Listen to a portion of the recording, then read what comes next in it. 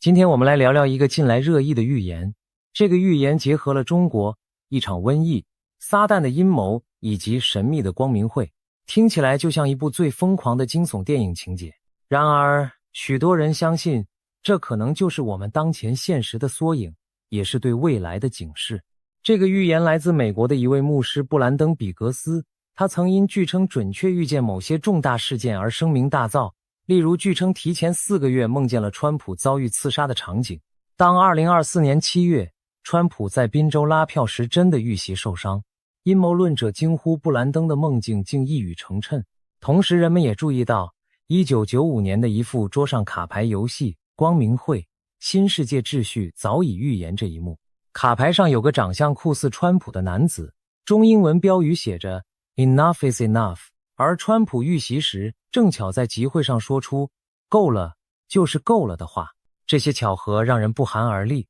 也让布兰登·比格斯的后续预言备受关注。当前的时代背景也让这个预言格外引人深思。经历了3年的新冠疫情浩劫，全球局势并未恢复平静，各种乱象此起彼伏，经济动荡、通货膨胀、地缘政治冲突此起彼落，许多人感到未来充满不确定性。就在此时，许多自媒体频道开始转述布兰登的意象，引发广泛关注和讨论。人们惊讶地发现，他过去的预言不仅包括川普遇袭，还曾在2025年前做出过其他惊人的警示。例如，他预告过新一波瘟疫与战争即将降临，全球经济将面临崩盘危机，甚至世界石油财富的版图都会转移。这些言论当时听来危言耸听，但随着疫情余波未了，俄乌战事和台海紧张等接连出现，人们开始重新审视布兰登的话。如今，来到2026年初，布兰登再度发布令人震惊的异象预言。他这次的信息矛头直指当前世界种种乱象的背后，有着一场更黑暗、更宏大的阴谋。他谈到了中国，谈到了瘟疫，谈到了邪恶势力如何策划毁灭人类的计划，以及那传说中隐匿在幕后操控一切的光明会。更令人惊异的是，他呼吁人们立即行动，以信仰和祈祷来对抗这场阴影中的战争。接下来，让我们深入预言的细节，抽丝剥茧，看清其中隐藏的真相与警示。布兰登在预言中首先提到的是一场瘟疫，他强调，这并非自然产生的疾病，而是有人刻意研制并准备释放的致命病毒。他甚至恳请所有听到预言的人立刻开始祈祷，求天降神火惩击那些正在策划生化灾难的黑手。在他的意象里，他仿佛看见某个秘密实验室内，科学家在邪恶势力驱使下培养新型病原体。当病毒即将被放出祸害众生的一刻，天火突然从天而降，将实验室付之一炬。这正是他希望透过集体祈祷而实现的神迹画面。听起来匪夷所思吗？事实上，最近几年的全球经历已经让我们见识到瘟疫的威力。2020年，新冠疫情席卷全球，短短数月内夺走了数百万人的生命，改变了所有国家的日常生活。虽然科学界主流观点认为新冠病毒可能源自自然，但也有许多声音怀疑它出自实验室事故，甚至有人质疑这是否一场有预谋的生物战。毕竟，武汉病毒研究所就在疫情爆发的中心城市，巧合的令人不安。而更令人惊悚的是，就在新冠疫情爆发前的2019年底，国际上几个权势组织还举办过一场名为 Event 201的大流行病模拟演习，情境居然与随后发生的现实疫情极为相似。这一切是单纯的巧合，还是早有剧本？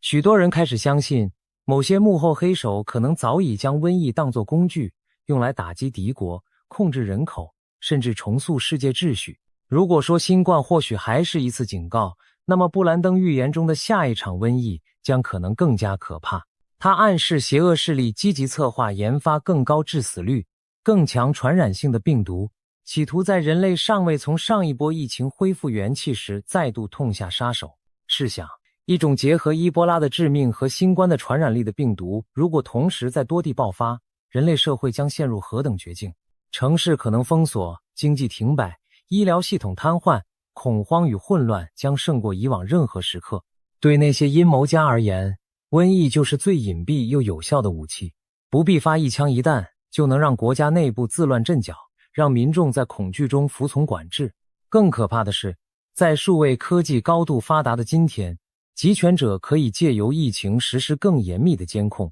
从健康码到行动轨迹追踪，一切都在掌控之中。这岂不正是某些势力梦寐以求的局面？布兰登对此发出了疾呼，他认为瘟疫背后绝非偶然，而是出自撒旦的阴谋。换言之，那些研制并散播病毒的人，表面上也许是科学家或军事专家，实际上则是在为更黑暗的主人服务。他们可能受利益驱使，或被权力挟持，但深层的动机来自对人性的蔑视和对邪恶力量的崇奉。历史上不乏疯狂科学家为独裁者制造大规模杀伤性武器的例子。从二战时期日本帝国的731部队在人体上培养病菌武器，到冷战期间某些国家秘密研发炭疽、天花病毒用于战争，都证明了人类自己就有能力酿造毁灭。然而布兰登警告，现在的危机更不同凡响，因为牵涉其中的黑手并非单一国家，而是一个跨国的秘密集团，其背后有着更邪恶的意志。这里不得不提及一个引人深思的巧合。早在2010年，美国洛克菲勒基金会曾发表一份报告，虚构推演了一个名为锁步 Lockstep 的未来情境，描述一场全球流行病如何让各国加强管控，经济衰退和社会动荡，几乎没人料到10年后这个情境在现实中部分成真。随后，世界经济论坛在疫情期间提出了所谓大重置 The Great Reset 的计划，倡议利用疫情契机重塑世界经济与社会秩序。阴谋论者认为，精英们正是借由瘟疫制造混乱，从而推行预定好的新秩序。此外，比尔·盖茨等科技富豪在公开场合谈论全球人口问题时，也引发巨大争议。他的一句“如果我们的疫苗做得好，可以让人口减少1%”，被人反复引用，视为精英计划用疫苗削减人口的佐证。尽管他原本的意思并非如此，还有更极端的说法，认为新冠疫苗中被偷偷植入奈米晶片，未来可透过 5G 网络远程操控接种者的思想行为。虽然缺乏科学证据支持，但这些传言的流行本身就说明了大众对幕后黑手的疑惧之深。试想，一场全球大瘟疫过后，如果真的出现某种全球性的电子植入身份验证制度，那和圣经启示录中兽的印记几乎别无二致。从这些迹象看来，瘟疫不只是天灾，更可能是人祸，是一盘精心布局的棋局。提到这跨国秘密集团，就不得不谈谈传说中的光明会。光明会 Illuminati 这个名字常常出现在各种阴谋论话题中。据说它由一小撮掌握巨大权势的精英组成，包括某些政坛巨擘、金融寡头、顶尖科技巨头，甚至隐秘的皇室血脉。他们在人前或许身居高位，衣冠楚楚，但在幕后可能同属一个黑暗兄弟会，信奉着远离大众视线的议程，目的是建立一个由他们主宰的新世界秩序。这个组织的历史可以上溯至数个世纪前的欧洲。1776年巴伐利亚秘密社团的成立被视为光明会传说的起源。正史虽然对此只字未提，但民间一直盛传他们从未真正解散，而是藏身于现代各权力中心内，继续蛊惑操纵着世界走向。他们被指控渗透各国政府和经济体系，在幕后制定隐秘议程。例如，美国近年热议的深层政府 Deep State 概念，指的就是一群不受选举制约的幕后精英情报首脑、军工集团、大型财团共同操纵国家政策的影子势力，被视为光明会在美国的写照之一。在全球范围内，达沃斯世界经济论坛、比尔德堡会议等精英集会，以及各种私人俱乐部，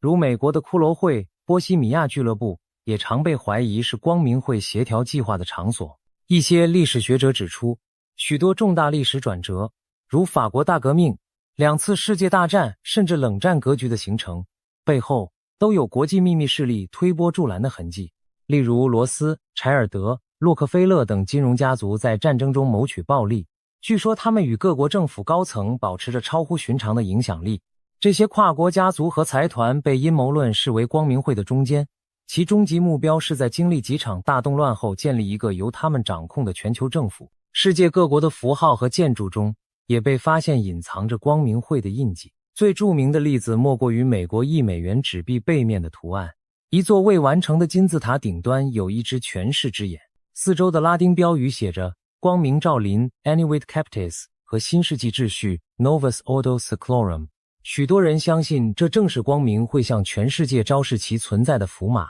此外，在流行文化领域，不少国际巨星的音乐录影带和演唱会造型中频繁出现遮一只眼、三角形眼睛等图像，甚至会做出象征邪教的666手势。在电影和广告里也常见这些隐秘符号。阴谋论者解读，这是光明会控制娱乐产业，向大众潜移默化灌输信息的一种手段，同时也是他们自鸣得意的炫耀。即便将真相摆在眼前，多数沉睡的人也察觉不了。布兰登的预言明确提及撒旦的阴谋，并将之与这些幕后精英挂钩。所谓撒旦的阴谋，可以理解为人类历史上所有离经叛道、颠覆道德的计划之总和。在宗教视角里，撒旦一直试图挑战神的秩序，引诱人类堕落，而现实中的贪婪权贵正是不自觉地充当了他的马前卒。这些阴影中的策划者为了权力和私欲，不惜践踏人伦，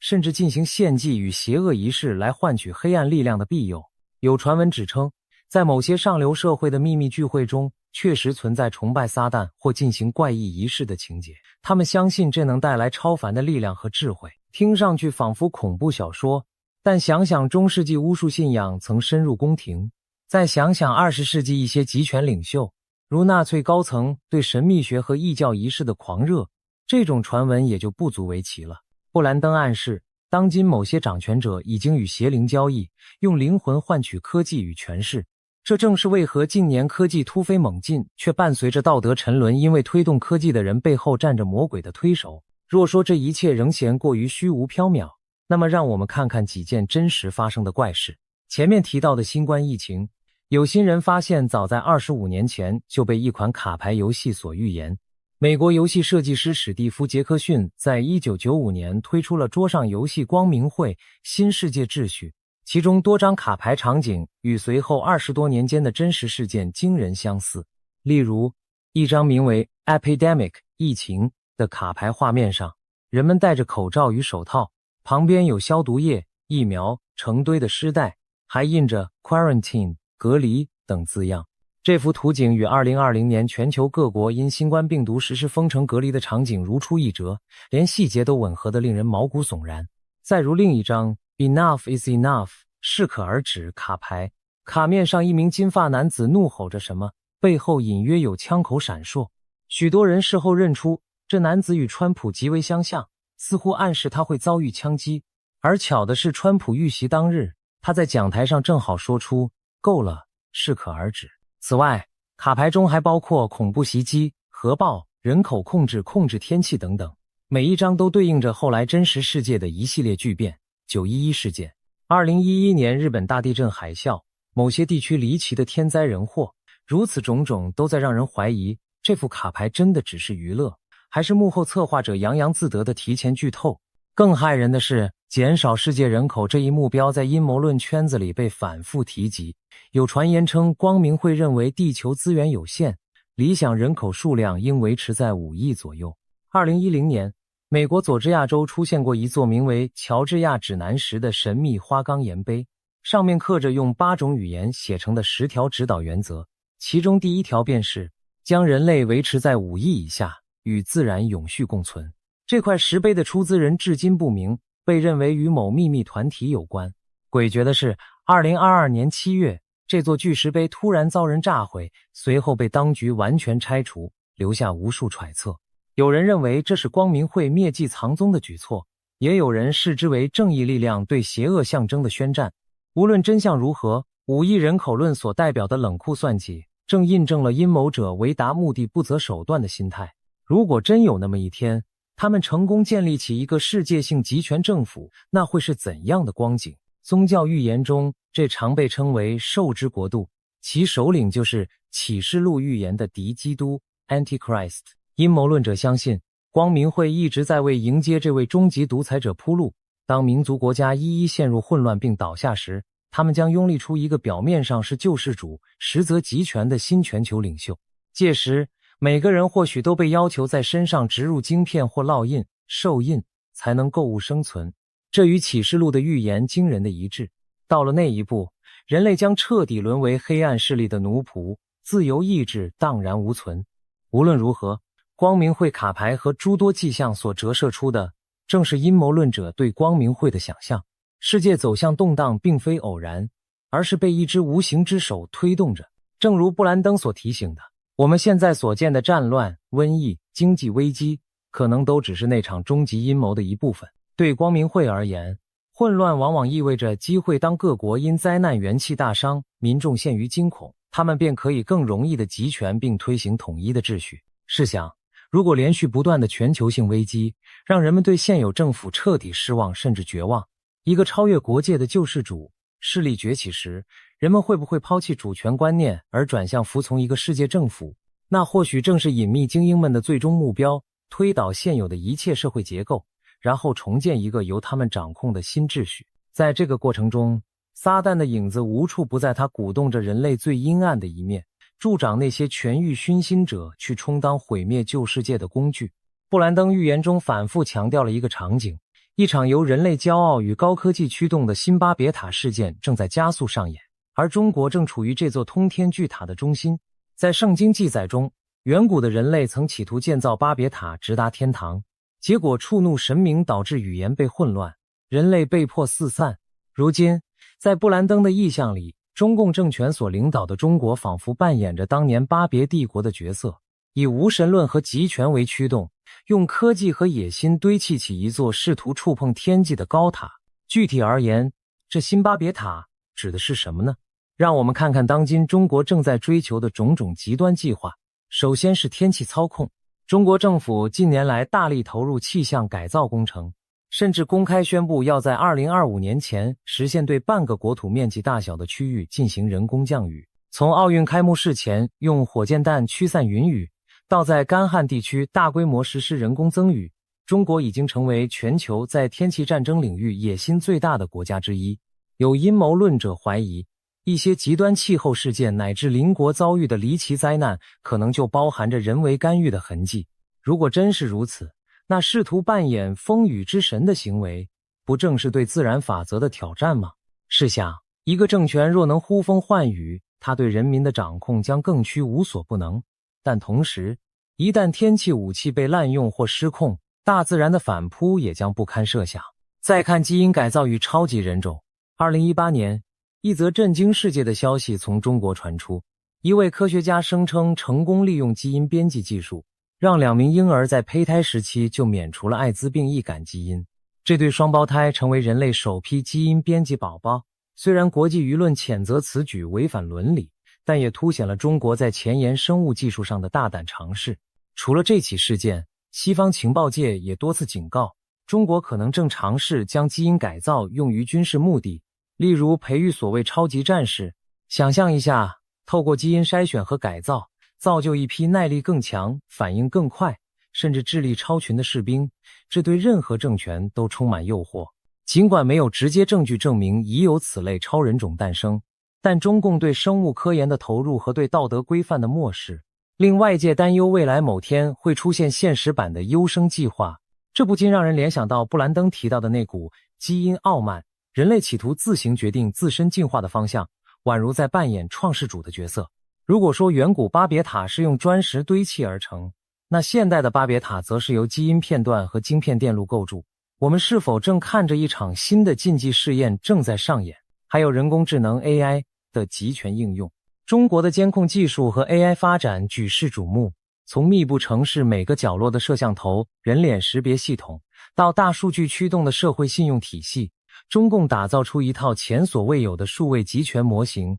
更令人背脊发凉的是，他们甚至提出让 AI 来辅助，甚至部分取代人类进行决策。试想未来某天，一个高级人工智能成为智慧领袖，它掌握所有人民的资料，能计算并预判每个人的行为，从而优化社会运转。这表面上听起来效率极高，但实质是将人类自由意志完全交托给冰冷的算法。如果说撒旦的影子藏在细节里，那 AI 集权就是它的另一副面孔，以理性和秩序之名，掏空人性的灵魂。布兰登所警告的 AI 领导，可以理解为人类把上帝的位置让给了人工智慧，这是一种亵渎与危机的结合。除此之外，中国还在地下铸造方舟，许多迹象表明，中共高层一直在秘密建设大量地下设施，从深山核掩体、地下长城到领导人专用的地下避难所，被形容为给权贵准备的末日方舟。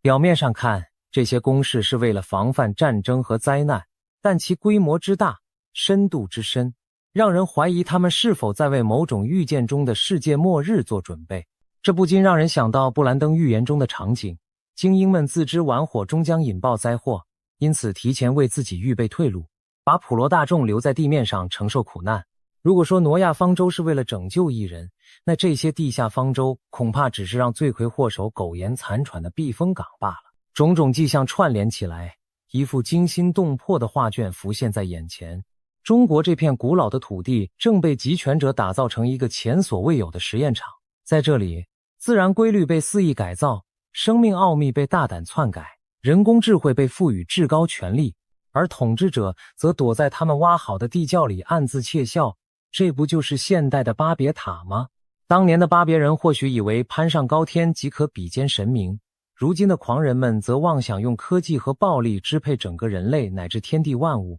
然而，玩火者终将自焚，正如布兰登点出的那样，他们在玩火。现在这座塔已经高耸入云，奢望建立人类历史上最强大的帝国，但它的根基是否稳固？大自然与神明真的会坐视不理吗？历史告诉我们，每当统治者自诩为神并践踏人道，往往就是他们覆亡的前夜。中共政权的所作所为早已引来许多人的担忧，不少观察家也早就预言它难以长久。除了政治、经济上的种种危机，中国古老的预言也多次指向这个红色朝代的终结。譬如明朝刘伯温的《推背图》和清朝袁天罡的《烧饼歌》，据说都隐含对近现代中国巨变的暗示。有趣的是，中国民间还流传着赤马红羊节的说法，指每逢60年一循环的丙午年与丁未年，俗称红马、红羊年。中国往往会经历动荡巨变，最近的一次丙午年是1966年，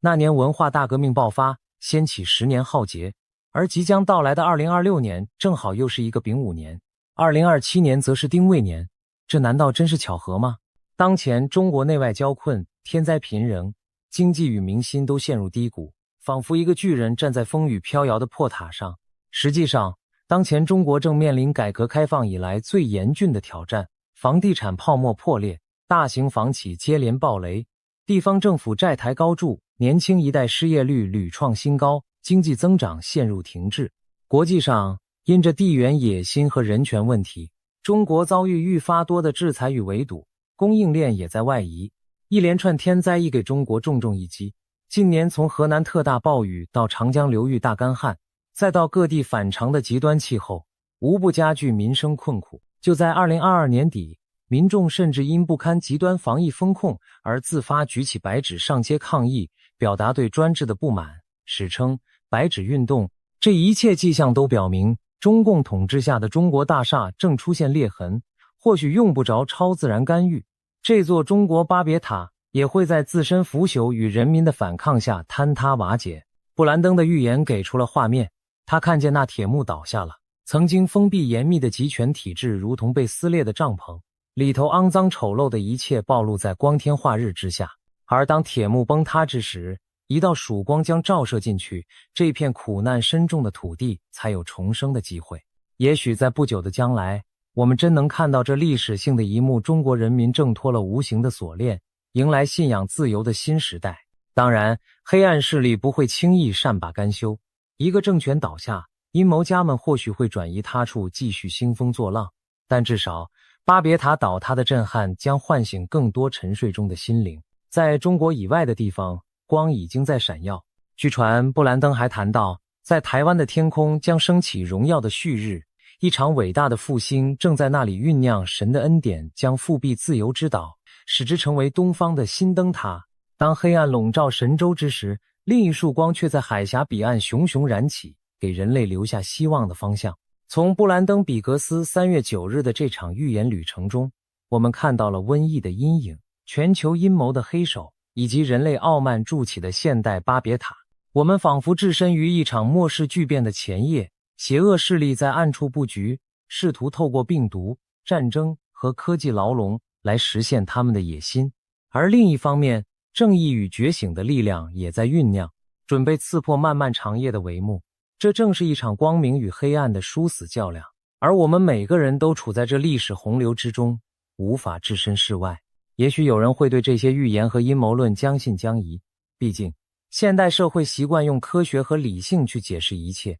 神秘主义和预言听起来过于离奇。但回顾历史，每当巨变发生前夕，总有先知或智者发出警告，只是常常被人们所忽视。当洪水尚未来临时，挪亚的方舟看似荒唐；当疫情未爆发时，少有人在意桌游卡牌上的离奇图画。然而一旦预言成真，再去懊悔，为时晚矣。因此，我们不妨怀着开放的心态审视这些预警，宁可信其有，不可信其无。在真相大白之前，保持警惕总比麻木大意要好。事实上，2000年前写就的《圣经启示录》中，早已描绘出与布兰登预言惊人相似的末世场景。那里提到瘟疫、战争、饥荒和死亡的四骑士将横扫世界，有一个受制政权会统治万国万民，强迫所有人烙上他的印记，还有烈火从天而降，惩治作恶之城。最终光明的新耶路撒冷降临人间。无论是否信教，我们不得不承认，当今世界的动荡变局与这些古老预言存在着某种呼应。也许人类正走在一条被预示的道路上，而我们正在亲眼见证预言正一一成真。那我们能做些什么呢？布兰登给出的答案很简单，就是祈祷与良知。他呼吁人们以祈祷寻求上天的介入，正如他自己梦境中所示，恳求神以公义之火来制止邪恶的阴谋。同时，我们也要守护内心的良知与道德底线，不被恐惧和谎言所征服。当足够多的人选择了真相而非谎言，勇气而非惧怕，黑暗的势力就难以得逞。毕竟阴谋再精巧，也敌不过亿万觉醒的心灵。一支蜡烛虽弱，小小光亮即可驱散一世黑暗。万千凡人心中的正气凝聚起来，足以撼动庞然巨塔。或许未来几年内，我们就将见证预言中的种种场景。也许真有新的瘟疫突然降临，也许某个不可一世的政权轰然倒塌，也许那所谓的新世界秩序阴谋浮出水面。到那时，我们回想起今日所听，便会明白这一切并非毫无征兆。当危难降临时，希望大家记得布兰登预言中的这句话：不要害怕，也不要绝望。黑暗看似强大，但光明终将胜利。这光明也许来自神的垂怜，也许来自人们内心善念的火花。无论如何，它将是引领我们度过劫难的灯塔。最后，无论您相信预言与否，这个故事本身已经发人深省。我们所处的时代充满了不确定性，但危机中往往蕴藏转机。正如古老的中国谚语所说，亡羊补牢，犹未晚也。现在醒悟并采取行动，仍然为时不晚。让我们提高警觉，关注世界的变局，同时也守住自己内心的善与信念。也许正是每一个平凡人的善良选择，最终改写了那些看似不可改变的命运。当末日的乌云散去，我们期待看到晨曦破晓，照亮新生的希望。那一天，人类将走出阴谋与灾难的阴影，在真相与自由的曙光下展开新的篇章。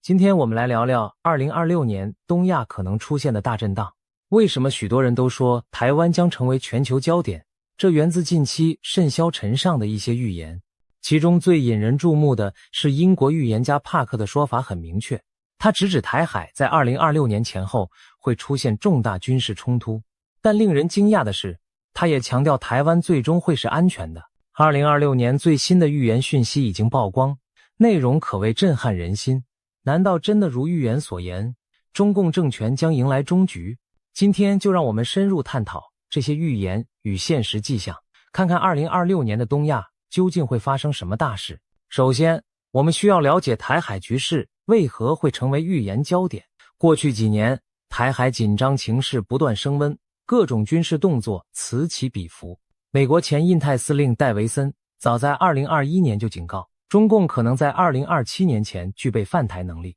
而2025年更被不少军事专家点名为风险高点，有人担心中共可能会在那一年伺机动武。然而，真正让台湾成为全球焦点的是地缘政治格局的巨变。俄乌战争爆发后，国际社会更加关注台海，一旦台海有事，不仅决定两岸命运，更将深刻影响21世纪的国际秩序。正因此，各种预测和传言都围绕着未来几年台海是否爆发战端，而帕克的预言正是众多声音中分外引人瞩目的一个。帕克何许人也？他是一位英国的知名通灵预言家，据称过去曾精准预测川普当选美国总统、新冠疫情全球大流行等事件，因此被一些媒体称为新神鬼先知。当然，预言这种事情从来都饱受争议，但帕克的言论仍然吸引了许多人注意，尤其当他谈到东亚和中国时，他的描述细致而惊人。在帕克看来，2026年将是极其关键且充满灾难性的一年，许多重大事件会在这一年集中爆发。我们先从台海军事冲突的预言开始说起。帕克早在2024年初的一次直播中就透露，他看见台湾周边的某个外围岛屿上会出现刀光剑影。他当时形容，就像有人宣布我们夺取了你的一座岛屿那样的场景。这暗示着什么？很可能是中共对台湾控制的外岛发起了某种袭击或登陆行动。台湾有一些外围岛屿，比如位于南海的东沙群岛，或是靠近中国大陆沿岸的金门、马祖等离岛，一直被视为可能的冲突热点。帕克的预感让人联想到，中共也许会冒险夺取其中一个岛屿，以测试台湾和国际社会的反应。更令人细思极恐的是，帕克提到了引发冲突的可能导火索。他说他感觉到可能会有一次意外碰撞事件，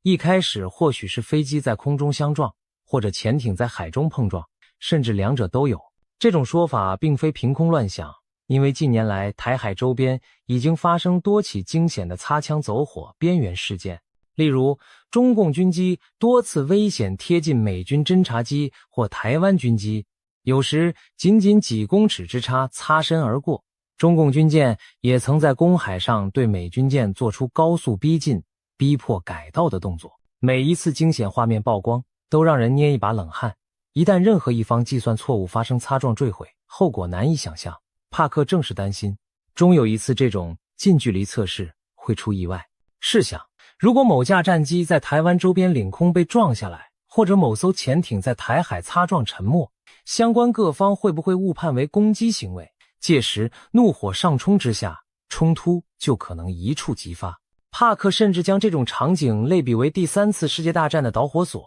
有媒体标题将他的警告形容为台湾将爆发恐怖空难，成为3战导火线。虽然这表述耸人听闻，但仔细想想也非毫无根据。一场偶发事故如果发生在敏感的台海前线，完全可能点燃大国间的战火。然而，在描述这可怕的冲突景象时，帕克也同时给出一个出人意料的结果：台湾将安然无恙，最终是安全的。也就是说，即便台海发生军事冲突，最终局势的走向对台湾有利，台湾并不会被中共征服。帕克为什么这么认为？他进一步解释了他所看见的画面：当新的台湾领导人面对挑衅时，他将立场坚定，极为强硬，绝不退让。我们知道，2024年台湾举行总统大选，现任副总统赖清德胜出，将于2024年5月就任总统。赖清德在中共眼中被贴上台独工作者的标签，因此北京当局对他尤其敌视。如果他上任后，中共果真在外岛挑衅，赖清德预料会采取强硬态度，不会因威胁而改变捍卫主权的立场。帕克的预言还提及了国际反应，这点同样耐人寻味。他表示，台湾在危机时将获得日本、澳大利亚等国家的合作与支持。注意，他用的是合作与支持，而非明确说出军事同盟。这似乎暗示着，即便没有正式的共同防御条约，在重大冲突发生时，日本和澳洲也会以各种方式介入，站在台湾一边。帕克形容，他看到台湾最终拥有非常先进的空防技术，且这些技术来自与日本的共享合作。这可能意味着日本向台湾提供尖端的防空雷达、飞弹拦截系统等军事技术，但形式上可能不是直接军援，而是以技术交流合作的名义。不仅如此，他还提到其他国家也会卷入，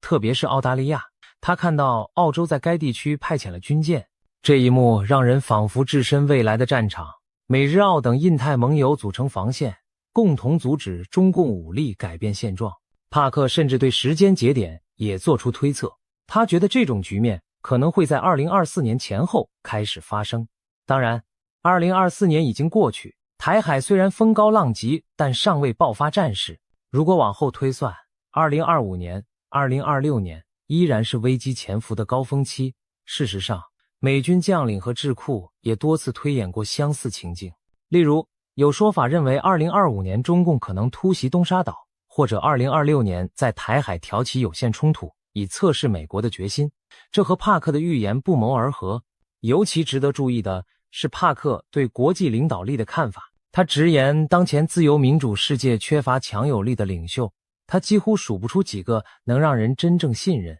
并有勇气带领世界走出困境或与强硬对手谈判斡旋的西方领导人。这番话或许是在影射当时美国政府和其他西方国家的现任领导者。在帕克看来，美国现任政府对中共威胁的认识不够深，或者假装看不见。相较之下，日本和澳洲反而有更强的警觉心。美国长期奉行对台湾的战略模糊政策，态度有时摇摆不定，但是日本却清楚地认知到，台湾有事就是日本有事。澳洲也明白，第一岛链一旦失守，自身难保，所以帕克才会预见日本和澳洲将更加积极地参与防卫台湾。这番分析其实和现实趋势颇为契合。日本近年大幅增加国防预算，部署长程飞弹，防卫离岛，调整安保政策，为台海紧急事态做准备。澳大利亚则与美英组成 AUKUS 联盟，要取得核动力潜艇技术，并计划增购美国高超音速武器，显示出防范中共扩张的决心。澳洲战略界有人警告，战争可能在3年内到来，将当初官方预估的10年内无战事大幅提前。原因很简单，澳洲人切身感受过中共的经济胁迫与渗透，早已心生警惕。他们担心美国未必可靠，所以必须和志同道合的亚洲伙伴加强合作。帕克预言中，日本和澳洲一道出手保卫台湾的场景，正是这种国际现实心态的反应。如果台海本来只是两岸冲突，一旦演变成多国介入，那确实会上升为亚太乃至全球焦点。试想一下，若日本提供技术，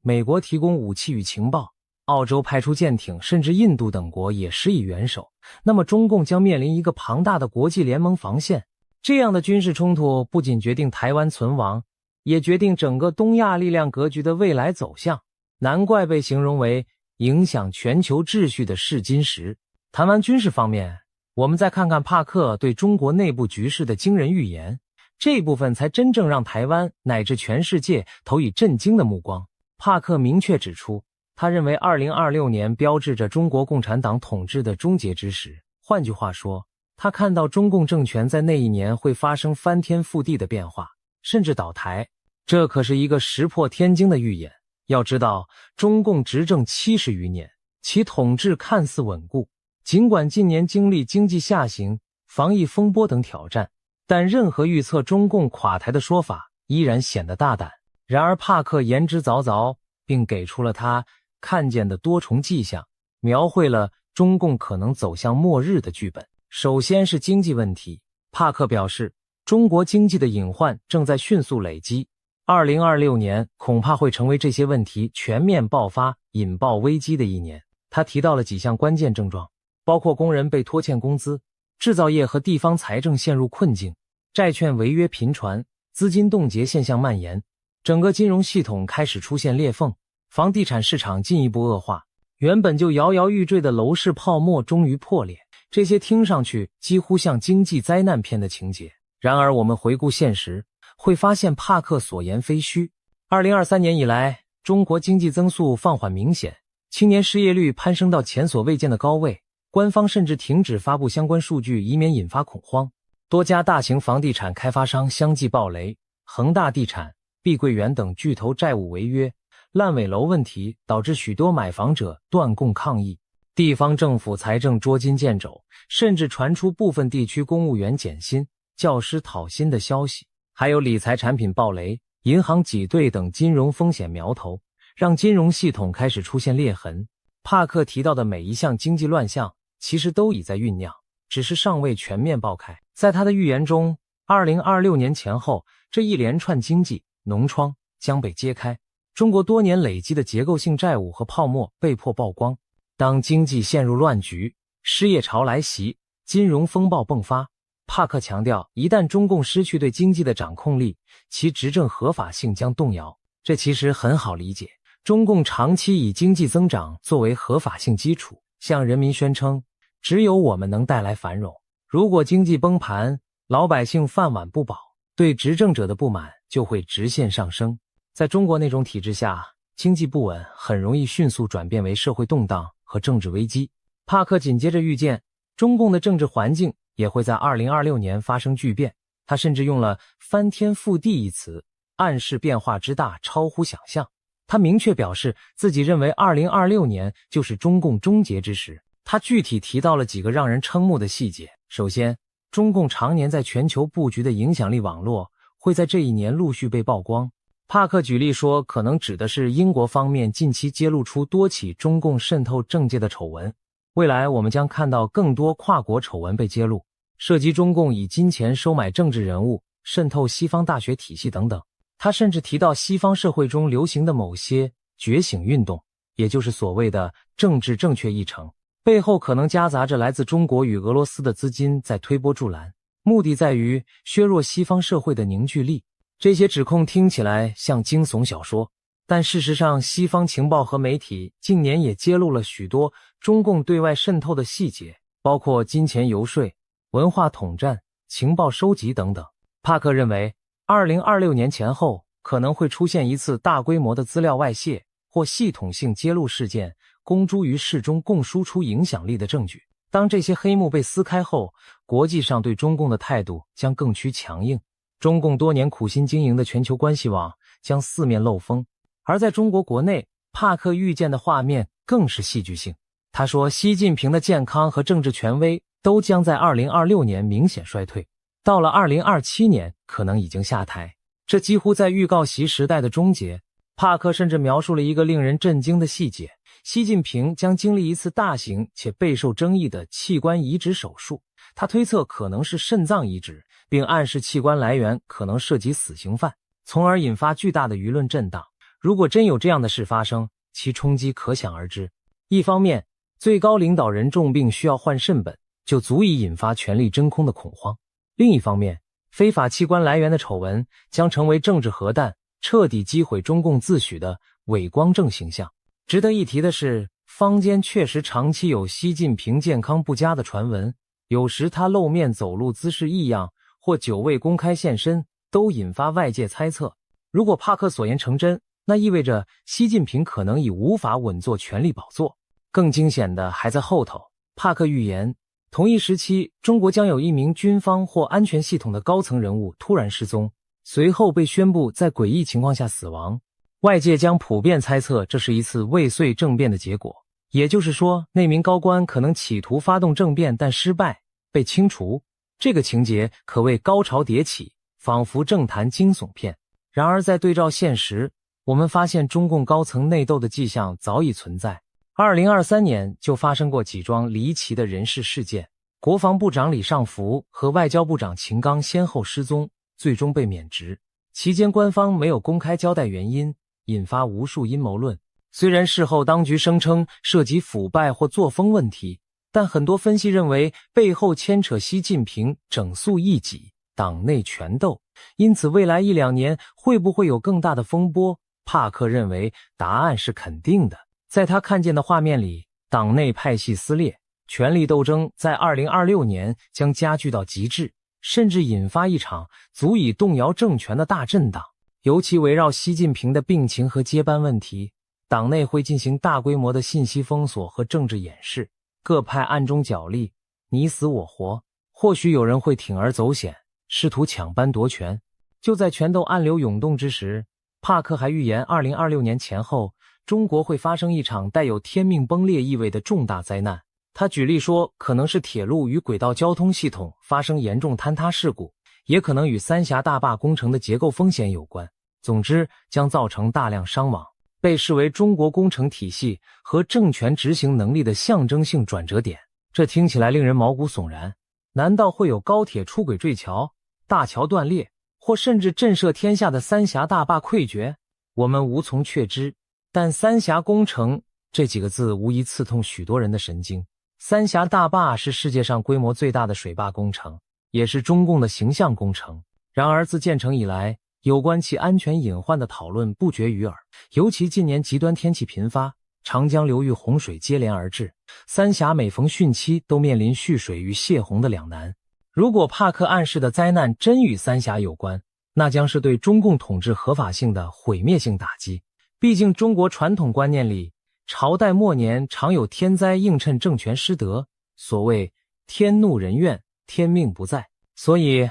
2026年若发生严重工程灾难，势必被解读为天意，昭示中共气数将尽。让我们回头看看今年年底发生的一件真事，它似乎验证了帕克部分预言。2025年11月底，香港竟然发生了震惊世人的超级大火灾。香港大埔区一个大型住宅屋苑鸿福苑在进行外墙维修时起火，熊熊烈焰迅速沿着棚架蔓延，烧遍7栋大楼的外墙。这场火灾延烧近2天，造成超过120人罹难，数百人伤亡失踪，是香港近代史上死伤最惨重的事故之一。一时间，香港社会哀痛与震惊交加。而令人寒毛直竖的是，就在火灾发生前不久，帕克才在节目中预言，香港将在年底有大事发生。如今回头看，这场突如其来的大火正是他的预言之应验。帕克在最新的预言中指出，他感觉香港大火背后并不只是意外事故，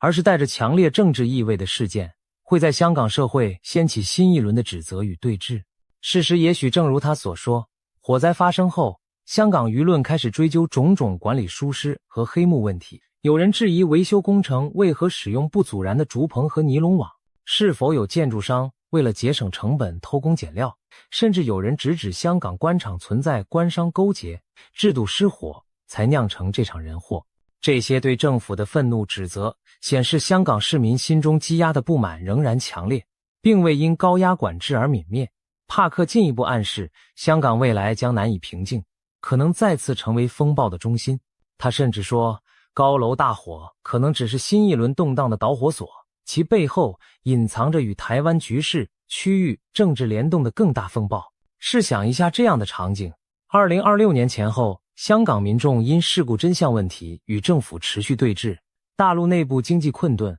官民矛盾激化，台海这边中共对外挑衅却碰得头破血流，反而激起国际反击。整个东亚局势宛如火药桶周围窜起多道火苗，彼此遥相呼应。帕克还提到一个关键角色，就是印度。他感受到中俄关系在暗中出现了微妙的扭曲，而印度将成为其中博弈的关键角色。这又是怎么回事？我们不妨这样理解，帕克看见俄罗斯境内有一座大型军工厂遭到重创，这不仅仅是油田被袭击导致油价上涨的问题，而是一场更为隐秘、更具战略意味的破坏行为。他说他看到俄罗斯的军工厂正在俄境内被攻击和毁灭。帕克强调，他并不认为中国会直接向乌克兰提供武器，因此那些出现中文标示的武器残骸背后必定有隐情。例如，这是否意味着俄罗斯早就在囤积中国制武器？因为这次暴露，帕克感觉到中俄关系中存在一种微妙诡异的张力。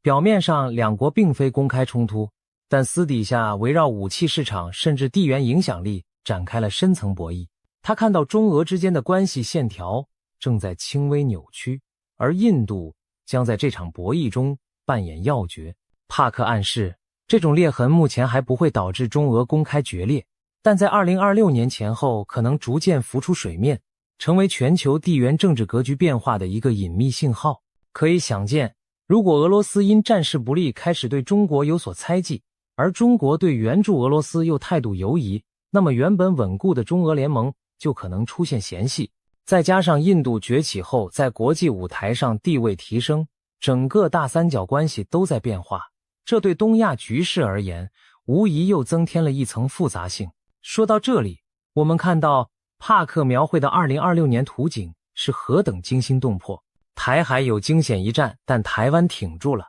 中共内外交困，经济崩盘，政权内斗，政变四起，领导人重病垂危，甚至需要换肾，社会动荡，灾难频仍。香港和国际接连出现针对中共的不利事件，全球力量对比因此改写。难怪帕克用极具灾难性的一年来形容2026年。如果他的预言成真，那对中共而言将是末日狂潮，对东亚而言将是一场地动山摇的大震荡。然而，这一切真的会发生吗？还是说只是巧合与巧妙的推演？在怀疑之前，我们或许该注意到，除了帕克，许多古今中外的预言和迹象也在指向这个年份，仿佛冥冥之中有某种安排。其实早在社群媒体上就流传着奇人王恩庆的传说。这位中国大陆的命理奇人据称曾被京城权贵奉为国师级的人物。他生前对中共的未来做出过一个惊人预言，声称中共红潮的气数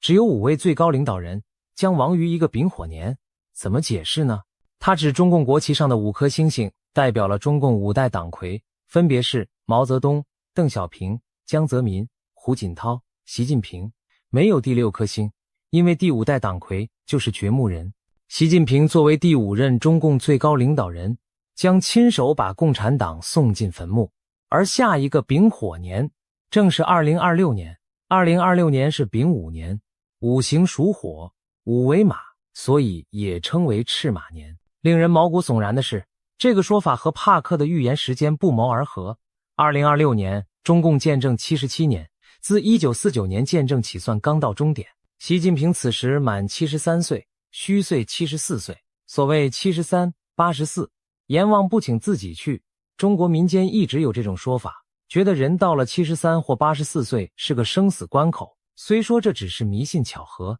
但正如俗语所说，人算不如天算。更有趣的是，还有不少流传在民间的隐晦预言同样指向2026年前后，好似众星拱月般交汇于此。一部在民间秘传的奇书《铁板图》，最后一幅画面就耐人寻味。山谷间有4只黑鸟飞过去了，唯独第5只白色羽毛的鸟半途撞山而亡，鲜血淋漓。旁边还写着一行小字：白羽毛鸟儿撞死在山这边。许多人根据这句话解读，白羽毛的鸟指的就是繁体字习，因为习字上半部像羽毛，暗示习近平最终会折翼半山，飞不过彼岸。民间还有一句玄妙的老话：画江湖，实难逃。据说画指华国锋，因为华语画同音，江指江泽民，胡指胡锦涛，实在某些方言里读作西，实难逃就是说到了习近平这里，中共政权很难逃脱完结的命运。还曾流传过一个离奇的临终遗言故事，有位60多岁的老人，其母亲在文革前去世前经常在家念叨一些奇怪的话：猪死了要刮毛，刮了毛滑溜溜的；炖肉要加水，水开了要沸，最后要熄火。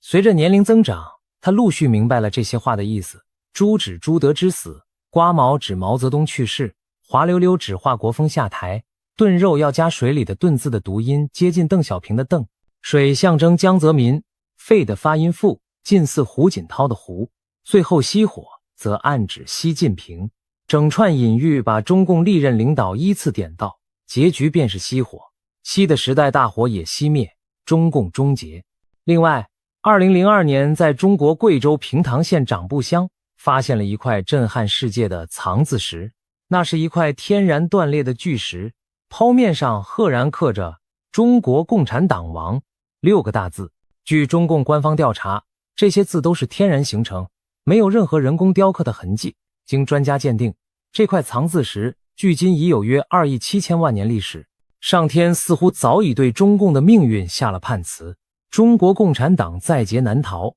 有高人从天象角度解析，认为中共的国运应该是77年，到2026年结束，前后误差不超过1年，也就是说，中共有可能在2025或2026年灭亡。当然，预言终究是预言，未到尘埃落定之时，谁也无法笃定结果。或许帕克的某些细节会有偏差，毕竟未来瞬息万变，而且中共政权看似庞大强势，怎可能说垮就垮？这也是许多理性人士质疑之处。然而历史告诉我们，大帝国的崩溃往往就在顷刻之间。苏联解体前夕，又有几人能料到红色巨人会在一夜之间分崩离析？而现在，中共正面临类似的内外交困，经济荣景不再，社会矛盾暗伏，高层斗争加剧，国际围堵渐强。如果再遇上战事失利或天灾降临，集权体制内部一旦失控，崩盘速度可能远超想象。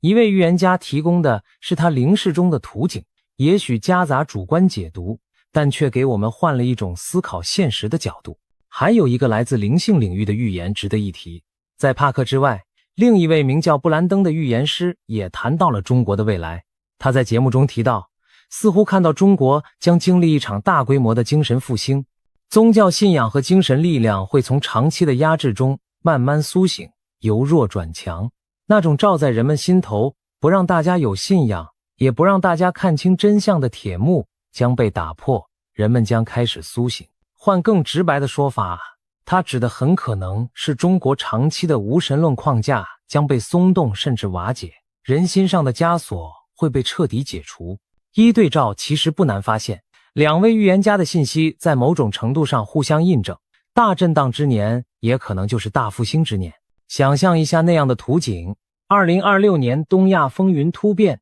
中共统治崩解，在短暂的混乱过后，中国社会挣脱思想枷锁，人们重新寻找信仰和价值观，长久被压抑的良知与传统回归人心，新的政治社会秩序开始萌芽。对世界而言，这将是一场巨大的巨变。一个10几亿人口的大国改朝换代，影响之深远，可比肩1991年苏联解体，甚至犹有过之。届时东亚的政治版图将被重绘，国际格局也将进入新的篇章。而台湾作为这场历史巨浪中的关键一环，将何去何从？从所有预言迹象来看，台湾反而可能在大震荡中稳如磐石，甚至成为带领华人世界走向新纪元的灯塔。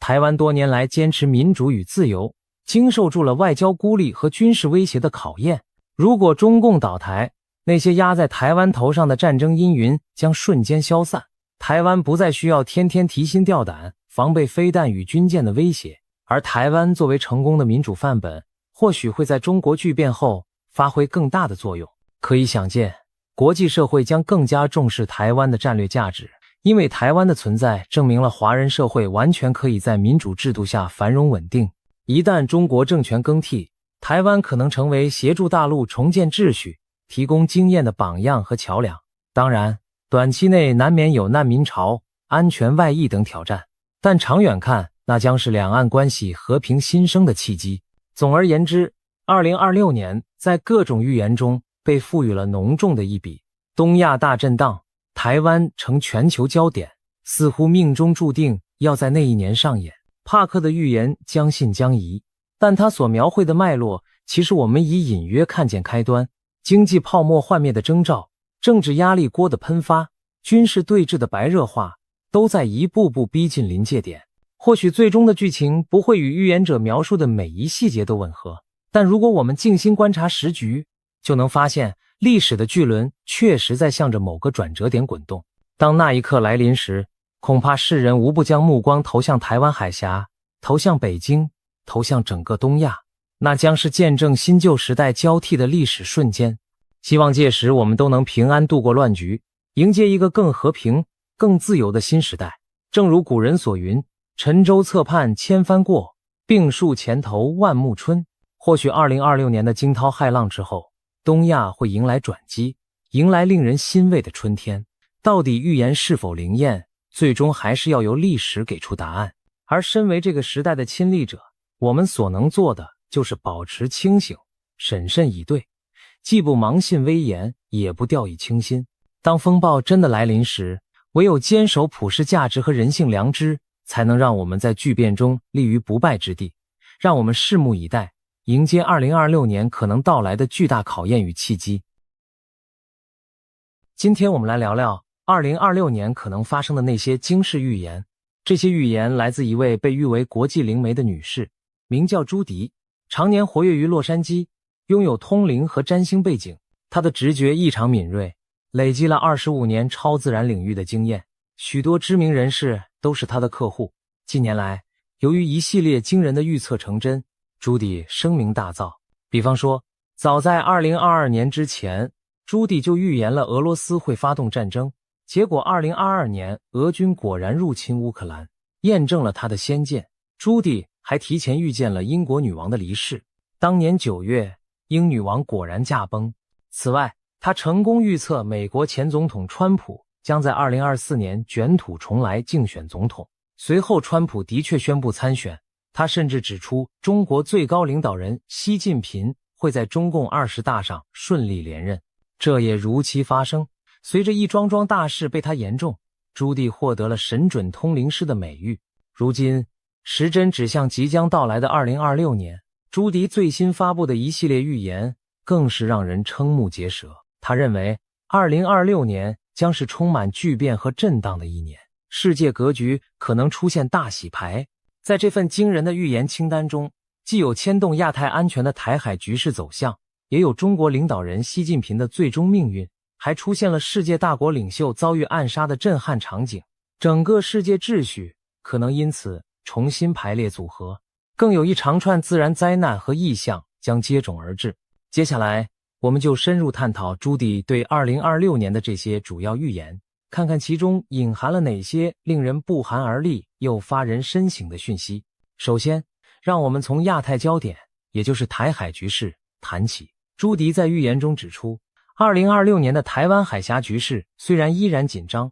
却未必会爆发全面冲突。多年来，台湾海峡一直是国际间最敏感的热点之一，中共军力不断扩张，解放军的战机与军舰频繁在台海周边演习骚扰，时刻测试着台湾的防御底线。事实上，2024年底，台湾将完成新一轮总统大选，民进党候选人赖清德预期将接任总统，而朱棣也曾精准预测了这一结果。新领导人的上任对两岸关系是新的变数，北京可能试图在台湾政权交替之初透过军事高压来下马威，因此2026年初解放军的恫吓行动恐怕更为频繁。然而朱棣的预知画面显示，至少在2026年，台海不会出现大规模战争。中共将在2026年持续加强对台湾周边海空域的巡逻和军事存在，解放军的战机与舰艇甚至会更加频繁地在台湾附近演习，对台湾形成长期高压的态势。但这种咄咄逼人的武力示威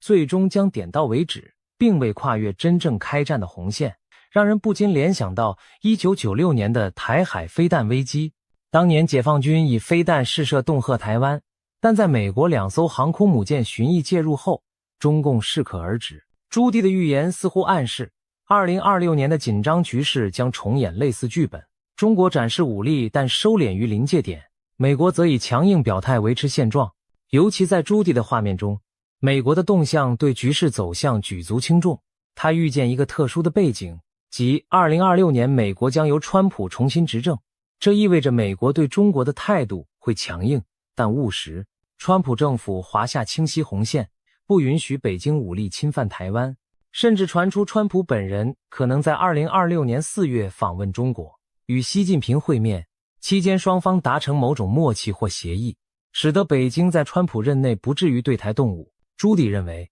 只要美中之间保持一定程度的沟通与交易，北京就会暂时收敛，在台湾问题上避免直接触发与美国的全面冲突。换言之，2026年的台海局势虽然持续紧绷，军事挑衅此起彼伏，但真正大战一触即发的危机将被国际力量所遏制。然而，这种不战不和的局面对台湾而言仍充满压力与挑战。朱棣提到，北京在经济和外交上也会对台湾加大打压力度，比如透过贸易制裁、阻挠台湾参与国际组织等手段来孤立台湾。不过他强调，这些手段对台湾核心产业的影响相当有限，特别是台湾最关键的晶片半导体产业，尽管面临来自大陆的掣肘，预计仍将正常运转，继续在全球科技供应链中扮演不可或缺的角色。换句话说，中国对台湾施加的经济与科技限制无法真正摧毁台湾的产业优势，台湾经济仍将保持韧性。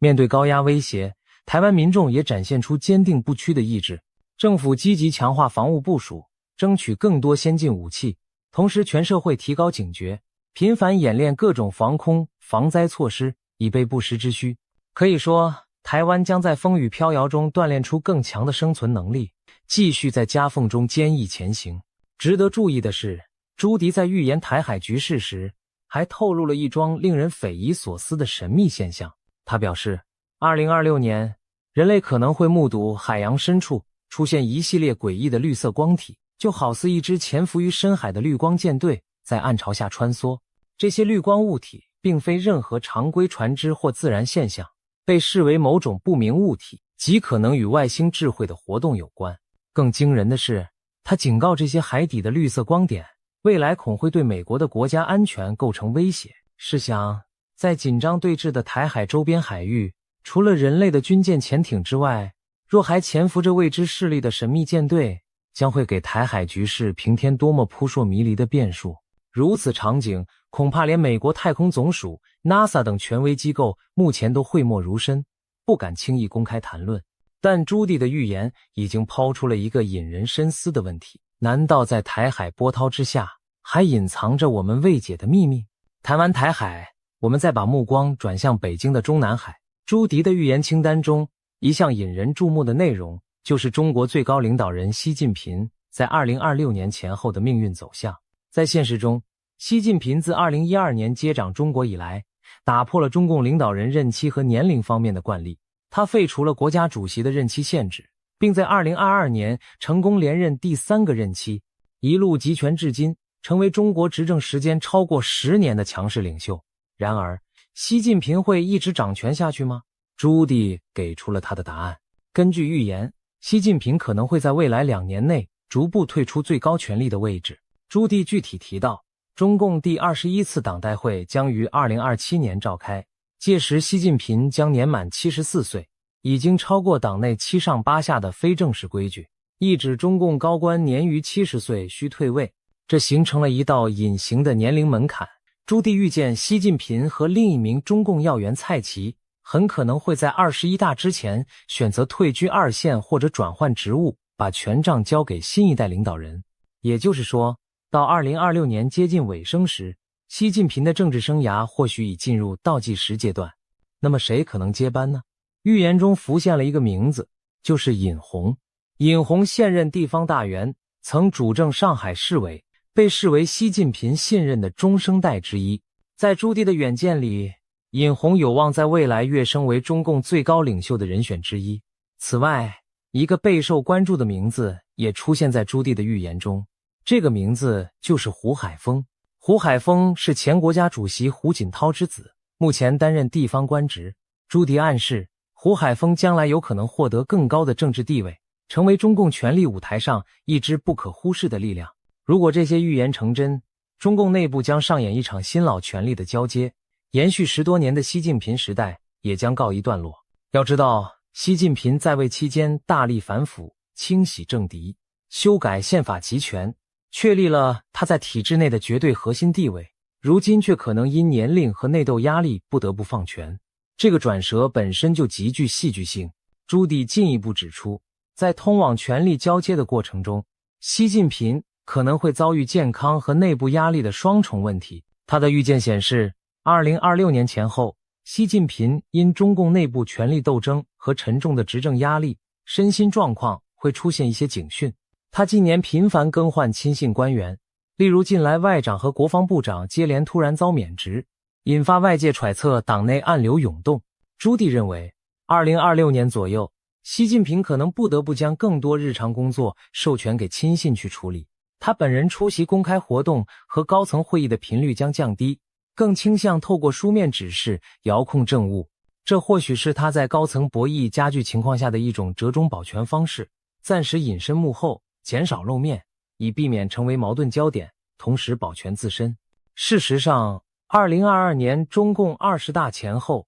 国内外就曾盛传习近平健康不佳乃至发生政变的谣言，虽被证实是虚惊，但也反映出他处境的敏感。如今朱棣预见的这种高处不胜寒的迹象，更让人感到，哪怕权倾一时的强人，终究也有功成身退的一天。如果朱棣的预言可靠，那么2026年对中国政坛而言将是历史性的一年。一方面是习近平统治篇章的落幕，另一方面是新势力的崛起。试想，习近平这位自21世纪第二个10年以来中国最具权势和影响力的人物，可能在短短2年内慢慢淡出权力核心，这对中国乃至全球政局的意义都将非常深远。届时，北京高层的每一丝动向都将牵动各方神经，谁将接班，政策路线会出现什么变化，中国社会将如何适应后习时代，这些问题目前都笼罩在未知之中。但朱棣的远见至少提供了一种可能，习近平的结局也许不是遭政变推翻或意外身亡，而是随着年岁渐长和党内压力增大而有序淡出，把位子让给继任者。如果这种相对平稳的过渡能够实现，对中国而言或许是一种幸运，意味着权力交替将在体制内完成，而不以剧烈动荡的方式上演。无论如何，2026年的中南海风云注定不会平静，全世界也将密切注视这个东方大国最高领袖的未来走向。除了国家间的博弈和领导人的兴衰沉浮，朱棣的预言中还出现了一幕令人震惊的场景：一位举足轻重的世界大国领袖将在2026年遭遇暗杀袭击。这则预言无疑让人倒抽一口冷气。历史上，刺杀国家元首或政府首脑的事件虽然罕见，但每一起都对国际局势产生巨大冲击。若真有大国领袖在2026年遇刺，势必震动全球神经。朱棣并未明确指出这位遭暗杀的领袖是谁，也没有透露事件发生的地点和细节。我们不妨大胆推想几种可能。从国际影响力来看，美国、俄罗斯、中国这3个超级大国的领导人，若有一人在此期间遇刺，无疑称得上大领袖级别的震撼。从地缘政治的敏感度来说，俄罗斯总统或美国总统，甚至中国最高领导人，一旦遭遇此劫，都将引发不可预料的后果。例如，如果是俄罗斯总统普京遭到暗杀企图，俄罗斯国内政局可能巨变，乃至影响正在进行或刚结束的战争走向。如果是不久后上任的美国总统遇刺，美国政治体系和社会都将经历滔天巨浪，全球盟友也会陷入恐慌。至于中国领导人如果遭袭，更是几十年未见的巨变，会令世界对中国政局的稳定性产生极大疑问。当然，也不能排除其他地区的重要领袖成为目标，像某欧洲强国的总理或中东地区的君主。无论是哪种情况，朱棣的预言都提醒我们，2026年世界可能面临一起震撼性的政治事件，一个位高权重的领袖人物将命悬一线，生死未卜。试想，当这样的暗杀事件发生时，国际社会会出现何等连锁反应？全球媒体将铺天盖地速报和分析，引发各国市场动荡，人心惶惶。同时，各国政府会进入紧急状态，加强对要员的安保，防止类似事件蔓延。那些与遇袭领袖关系密切的国家或阵营，可能会一时群龙无首，政策出现真空甚至误判。在被暗杀者所在的国内，更可能爆发激烈的政治角力。继任者是谁？有人会否趁机夺权？国家的政策路线会不会急转直下？如果该国本身正处于战争或冲突中，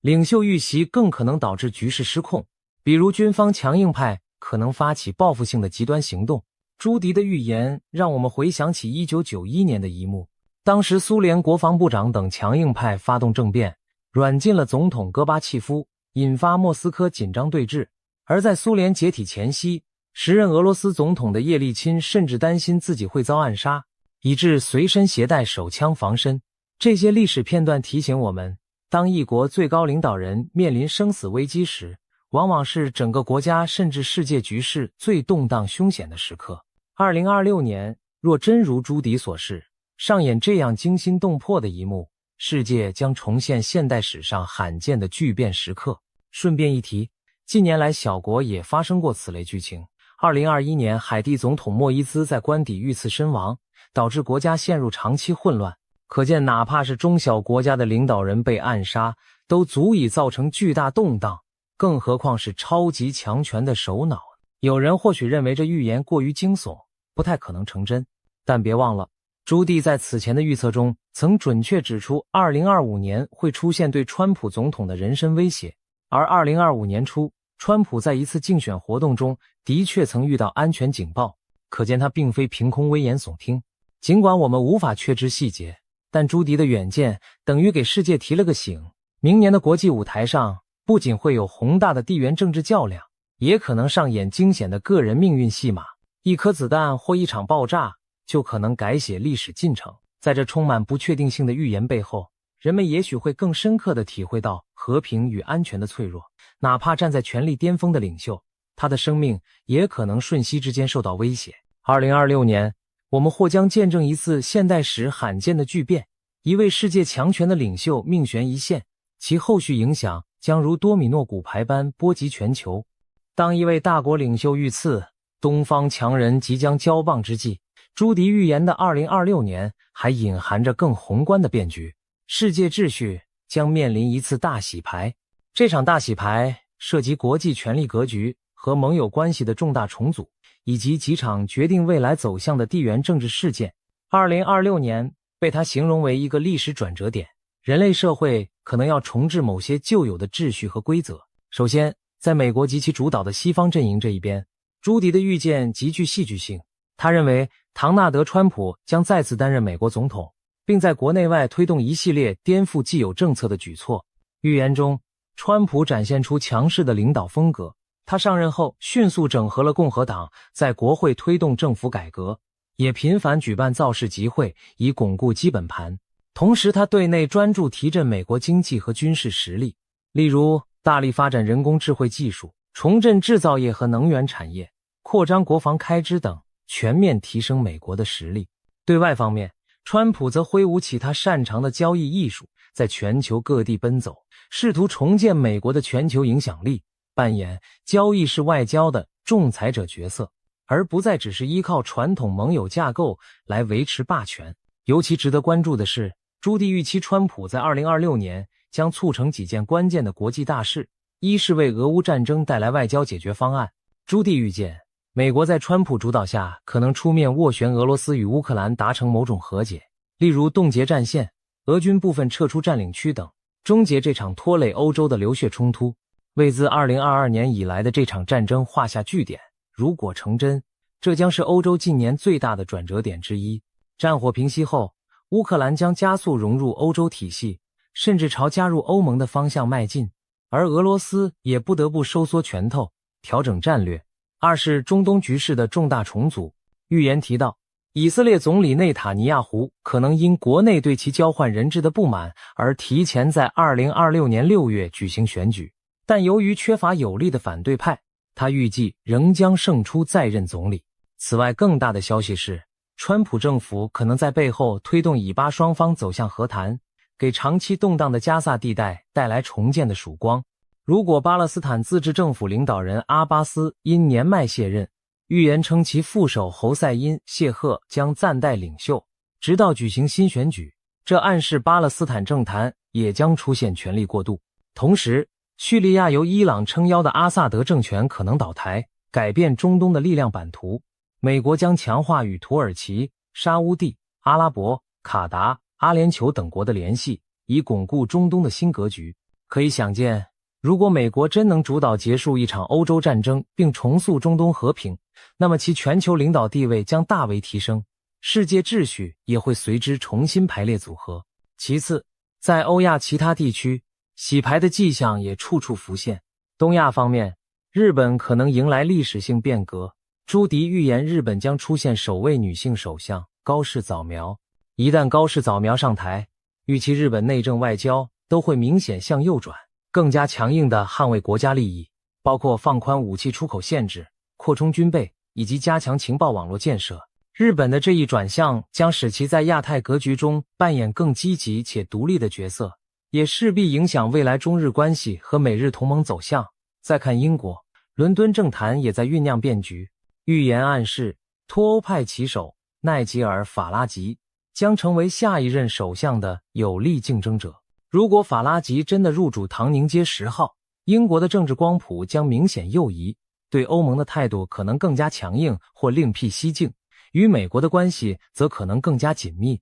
欧洲大陆方面，法国总统马克宏被预言在推动2026年预算时遭遇执政危机，可能被迫解散国会提前选举，为法国政局投下不确定性阴影，也可能动摇外界对欧元区经济的信心。意大利和日本类似，经济增长预测低迷，不足 1%， 显示传统强国在新秩序下面临的压力。相反地，印度正崛起为全球第4大经济体，已超越日本。在安达曼海发现的大型油田将大幅增进其能源自给能力。同时，印度积极发展半导体和人工智慧产业，并透过强有力的政府举措扶植高科技，与美国的双边贸易额节节攀升，预计在2026年达到3000亿美元规模。在新的世界秩序中，印度正成为一支无法忽视的力量，在经济和科技上与中美分庭抗礼。除了超级强国之外，一些区域国家的政局变化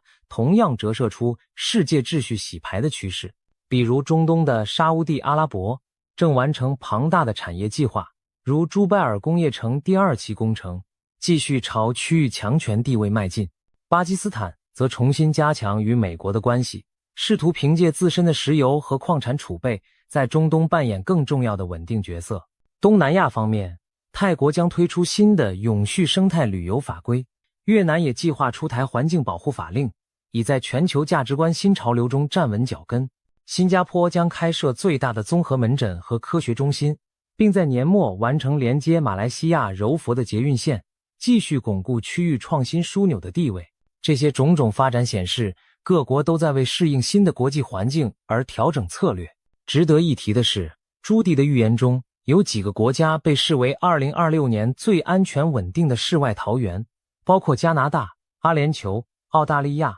荷兰、瑞士、丹麦、纽西兰以及日本。看来在风云变色的年代里，这些国家将相对保持平静与繁荣，成为动荡世界中的避风港。综合来看，朱迪描绘的2026年世界正走向一个旧平衡被打破而新平衡尚未稳固的阶段。美国试图重新掌舵国际秩序，但方式较以往更灵活实用。中国在领导人交替和内部转型中暂时收敛锋芒。欧洲内部政治经济充满变数，新兴力量如印度等则抓住机遇迅速壮大。同时，一些令人匪夷所思的因素也在浮现，比如前述与外星文明有关的征兆。世界秩序的大洗牌往往意味着动荡与机遇并存。对许多国家而言，这既是挑战，也是重新定位的契机。新的同盟可能形成，旧的对立可能淡化或转移，共识与冲突都将在重组后以新面貌出现。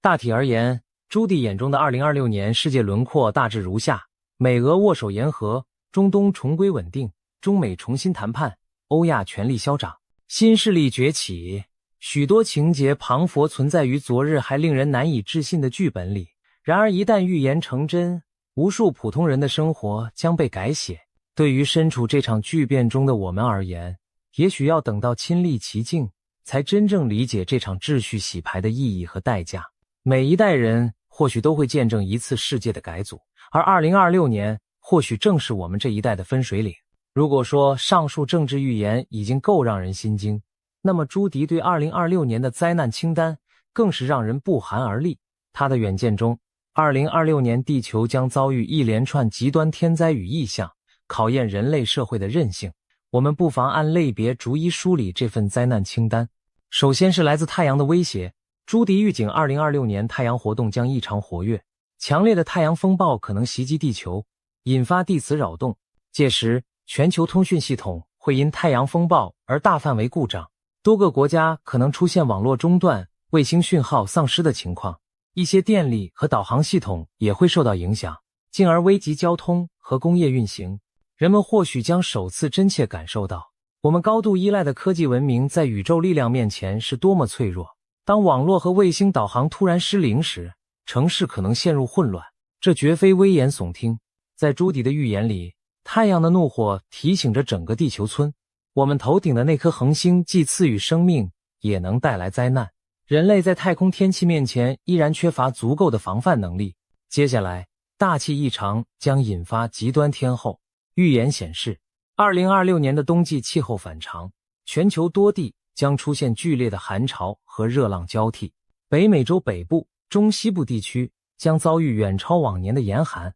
狂风呼啸，大雪封门。一些平日温和的地区也将被寒气笼罩。同时，东亚和欧洲部分区域却可能相对暖和少雪，气候模式大乱。而在夏季，欧洲的西班牙、葡萄牙等国将经历破纪录的热浪炙烤，酷暑引发干旱和野火。意大利则可能持续干旱少雨，农作物欠收。全球气候磅礴，愈发两极化，异常高温和严寒在不同地区此起彼伏。气象混乱的一年将对各国的能源供应、农业生产和民生造成严峻挑战。随着大气动荡，风暴与洪水也接踵而至。朱迪的清单中明确提到，2026年将有毁灭性的热带气旋侵袭亚洲，台湾、菲律宾和中国东南沿海将遭受超强台风的正面攻击，狂风暴雨所到之处，基础设施和城镇建筑将受到严重破坏，大批居民被迫疏散。另外，菲律宾中部的坎拉翁火山预计在2026年喷发，其火山灰将飘散至泰国和中国南方部分地区，导致空气品质恶化和航班中断。东南亚多国如越南、柬埔寨、印尼还将出现突发暴雨引发的严重洪水，旅游胜地被淹，道路和村庄陷入泥沼，短暂瘫痪当地经济活动。欧洲方面，极端干旱使南欧饱受炙烤的同时，北欧一些地区却可能遭遇暴雨和河川泛滥，甚至有迹象显示英国的重要电力或供水设施可能遭到骇客攻击，导致局部地区停电、停水和基础设施瘫痪。地球的怒吼还不止于风雨雷电，预言中，地震将在2026年频繁上演，多个地区都榜上有名。其中，亚洲的日本东京可能遭遇强震，美国的西岸、洛杉矶、旧金山、西雅图和东岸、纽约都可能感受到 6.0 级以上的剧烈摇晃。太平洋火环带上的阿拉斯加、菲律宾群岛、墨西哥、纽西兰等地也难以幸免。一些城市的高楼会在深夜突然晃动，人们不得不仓皇逃到街头，部分老旧建筑物恐怕会在强震中化为瓦砾。朱棣勾勒出的画面磅礴在提示，2026年将是强震频发的一年，地壳运动仍然潜藏着未知威胁。其中若有一场强震发生在政局脆弱的缅甸，可能动摇该国本就不稳定的局势，诱发新的内乱，甚至波及邻国。朱棣还暗示，缅甸地震后，泰国与柬埔寨交界地区的紧张摩擦可能升温，可见自然灾难还可能诱发人为冲突。与此同时，非洲大地则在炙热的太阳下经受另一种灾难，那就是干旱与饥荒。预言指出，非洲南部多国，包括南非、辛巴威、赞比亚、莱索托、马拉维等，将遭遇严重干旱，河流干涸，农田龟裂，粮食产量骤减，数百万人面临粮食与饮水短缺困境。旱灾引发的饥荒和疾病可能蔓延，成为一场人道主义危机。联合国世界粮食计划署将紧急行动，协同世界银行和各国盟友，为灾区输送食品和清洁用水，以挽救无数生命。非洲的这场苦难提醒着世人，气候变迁和极端天候对欠发达地区的打击尤为沉重，也考验着人类守望相助的良知。在美洲大陆，灾害同样此起彼伏，美国沿海地区将迎来异常活跃且猛烈的飓风季。朱棣特别提到纽奥良、佛罗里达和美国东岸部分城市将遭遇超强飓风正面侵袭，狂暴的风暴潮会吞没沿海，城市街道将变成河流，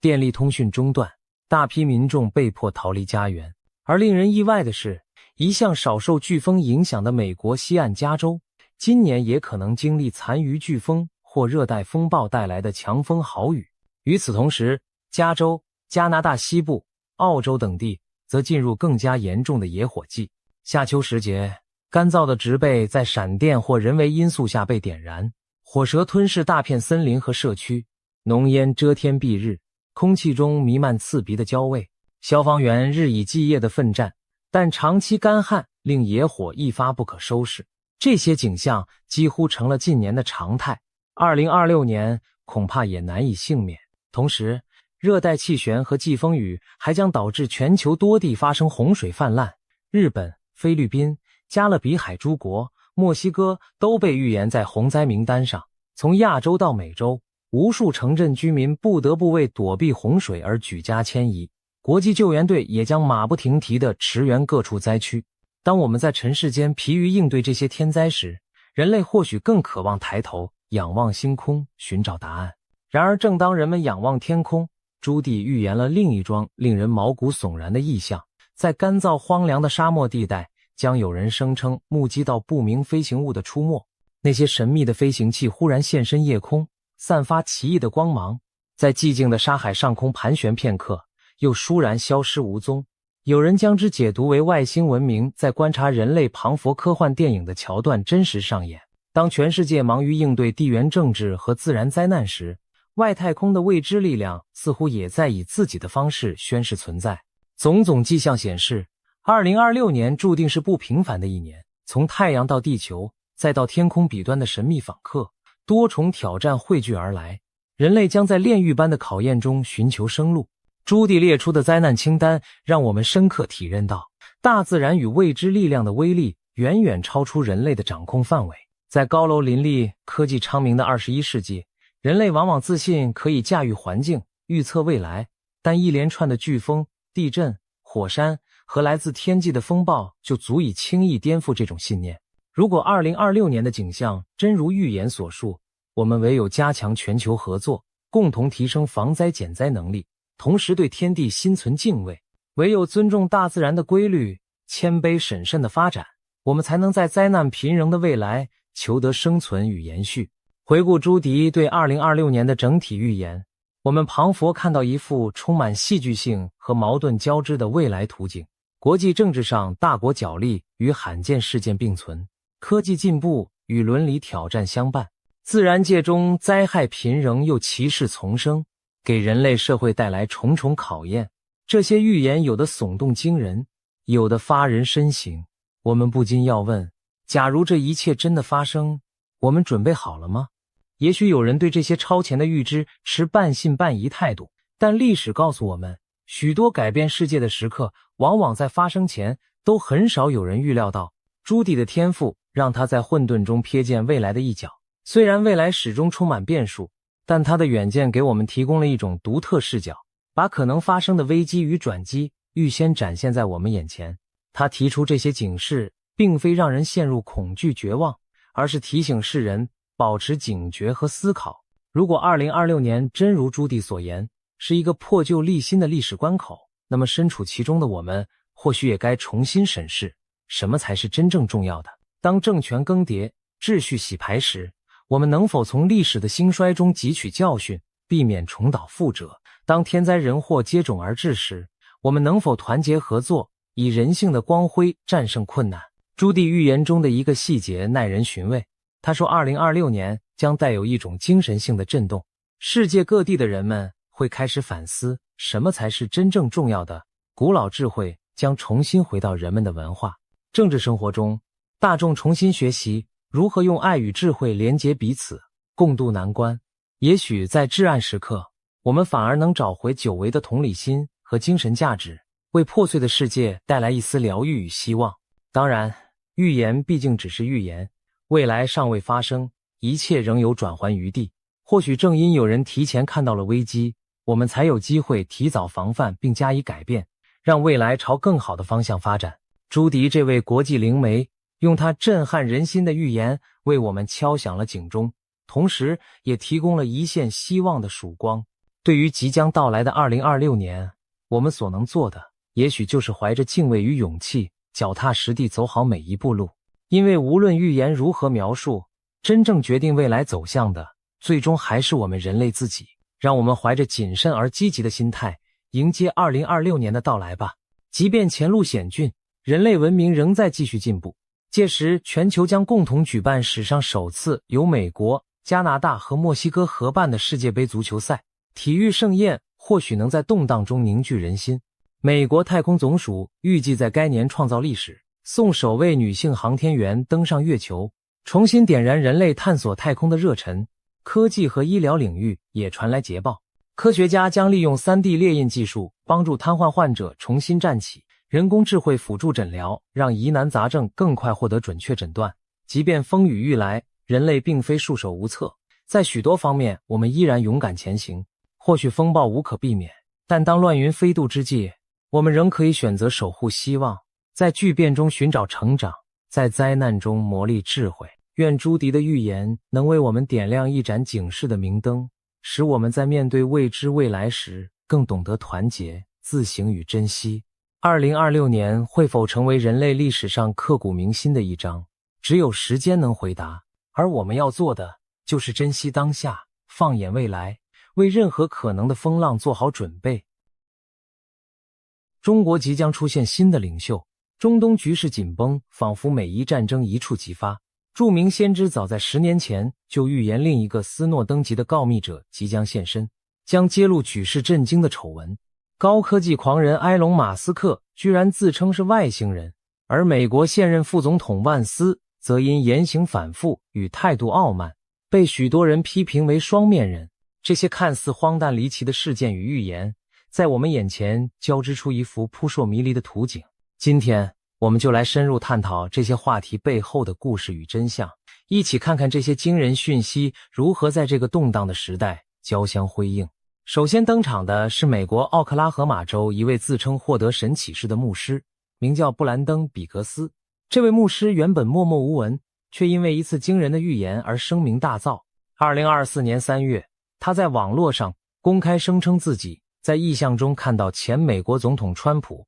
遭遇暗杀未遂，子弹擦过川普的右耳，震破了耳膜。令人毛骨悚然的是，仅仅几个月后，川普果然在宾州一场造势演说中遭人开枪袭击，子弹正如预言般掠过他的耳旁。这起事件轰动了媒体，让比格斯一夕之间成为网络热门话题人物。许多人开始好奇，他的预言真的是来自上帝的启示吗？比格斯坚称，他并非先知，只是一名守望者，将祷告中神示给他的画面如实分享出来。他的预言内容包罗万象，从美国政局到国际冲突，甚至包括经济和灾难。在川普遇刺事件的预言应验后，比格斯接连发布了一系列对未来数年的展望，其中最引人瞩目的一条，莫过于他声称，神对他说，中国即将出现新的领袖，这意味着什么呢？难道中国现任国家主席习近平会下台，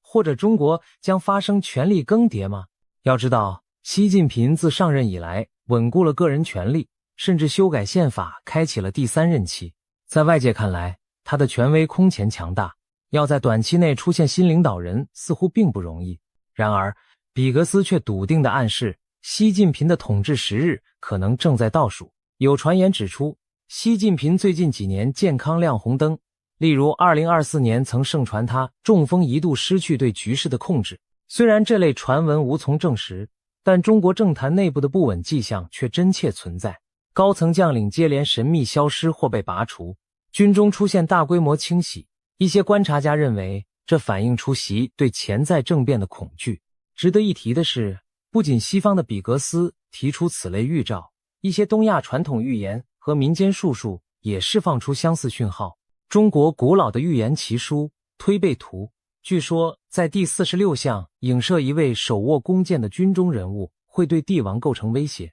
恰巧今年2026年，中国军方爆出大新闻，中共军委副主席张又侠被突然免职调查，引发轩然大波。民间恰有传闻将张又侠对应到推背图中的手执弓箭者，认为习近平此举是在拔除一个预言中的巨大威胁。从这些迹象看来，中国高层权斗正在加剧。更令人称奇的是，美国灵恩派圈子另一位知名的先知性人物克里斯·李德也早有类似预见。李德在2022年12月曾预言，中国内部将爆发持续的改革，甚至革命。习近平的统治结束会是重大转折点，中国可能走向区域分裂，甚至真正的民主会萌芽。这番话听上去石破天惊，一个威权统治下的大国出现革命并实现民主，如果不是出自虔诚祷告中的意象，恐怕很难让人相信。然而随着中国经济下行，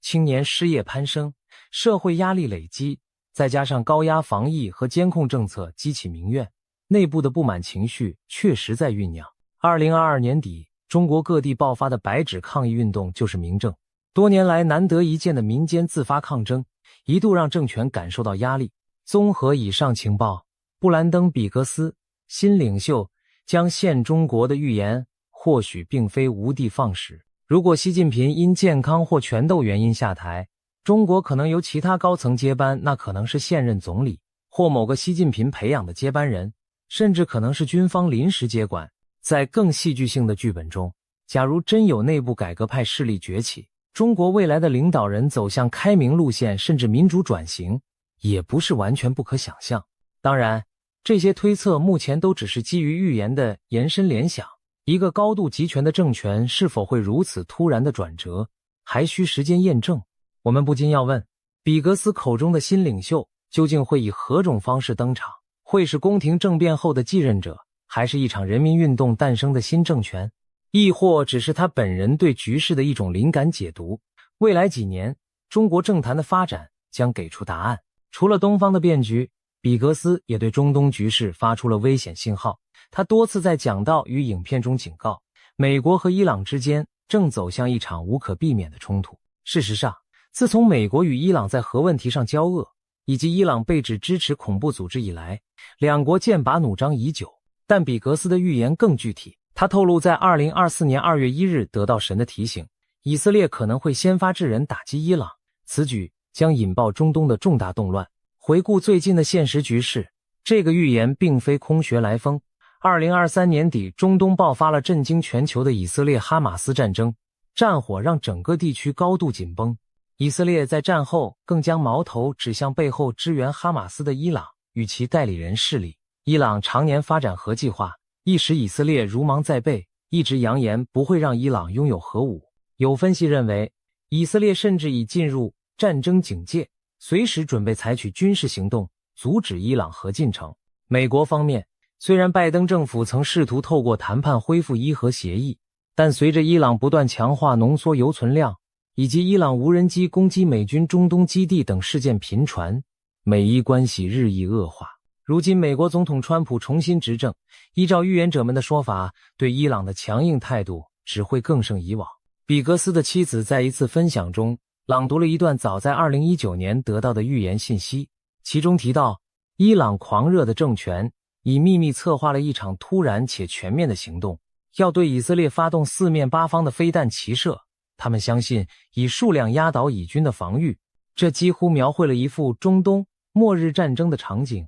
成千上万枚飞弹同时袭向以色列，铁穹防御系统被密集攻势淹没，城市陷入火海。如果真发生这一幕，以色列势必要进行猛烈反击，而美国作为以色列的盟友，多半不会袖手旁观。这样一来，美伊之间直接爆发战争就成了现实可能。美伊战争意味着什么？可以想见，那将远不止两国间的冲突，而可能演变成一场牵动多方的区域大战。伊朗在中东拥有多个盟友和代理人，比如黎巴嫩真主党、也门胡塞武装、伊拉克什叶派民兵等。一旦开战，他们极可能响应伊朗对美，以阵营发难。同时，沙乌地阿拉伯等海湾国家与伊朗素有夙愿，也可能趁势站对美国一方。俄罗斯和中国作为伊朗的背后支持者，虽不致直接参战，但也可能透过军援或外交手段介入，使局势更加错综复杂。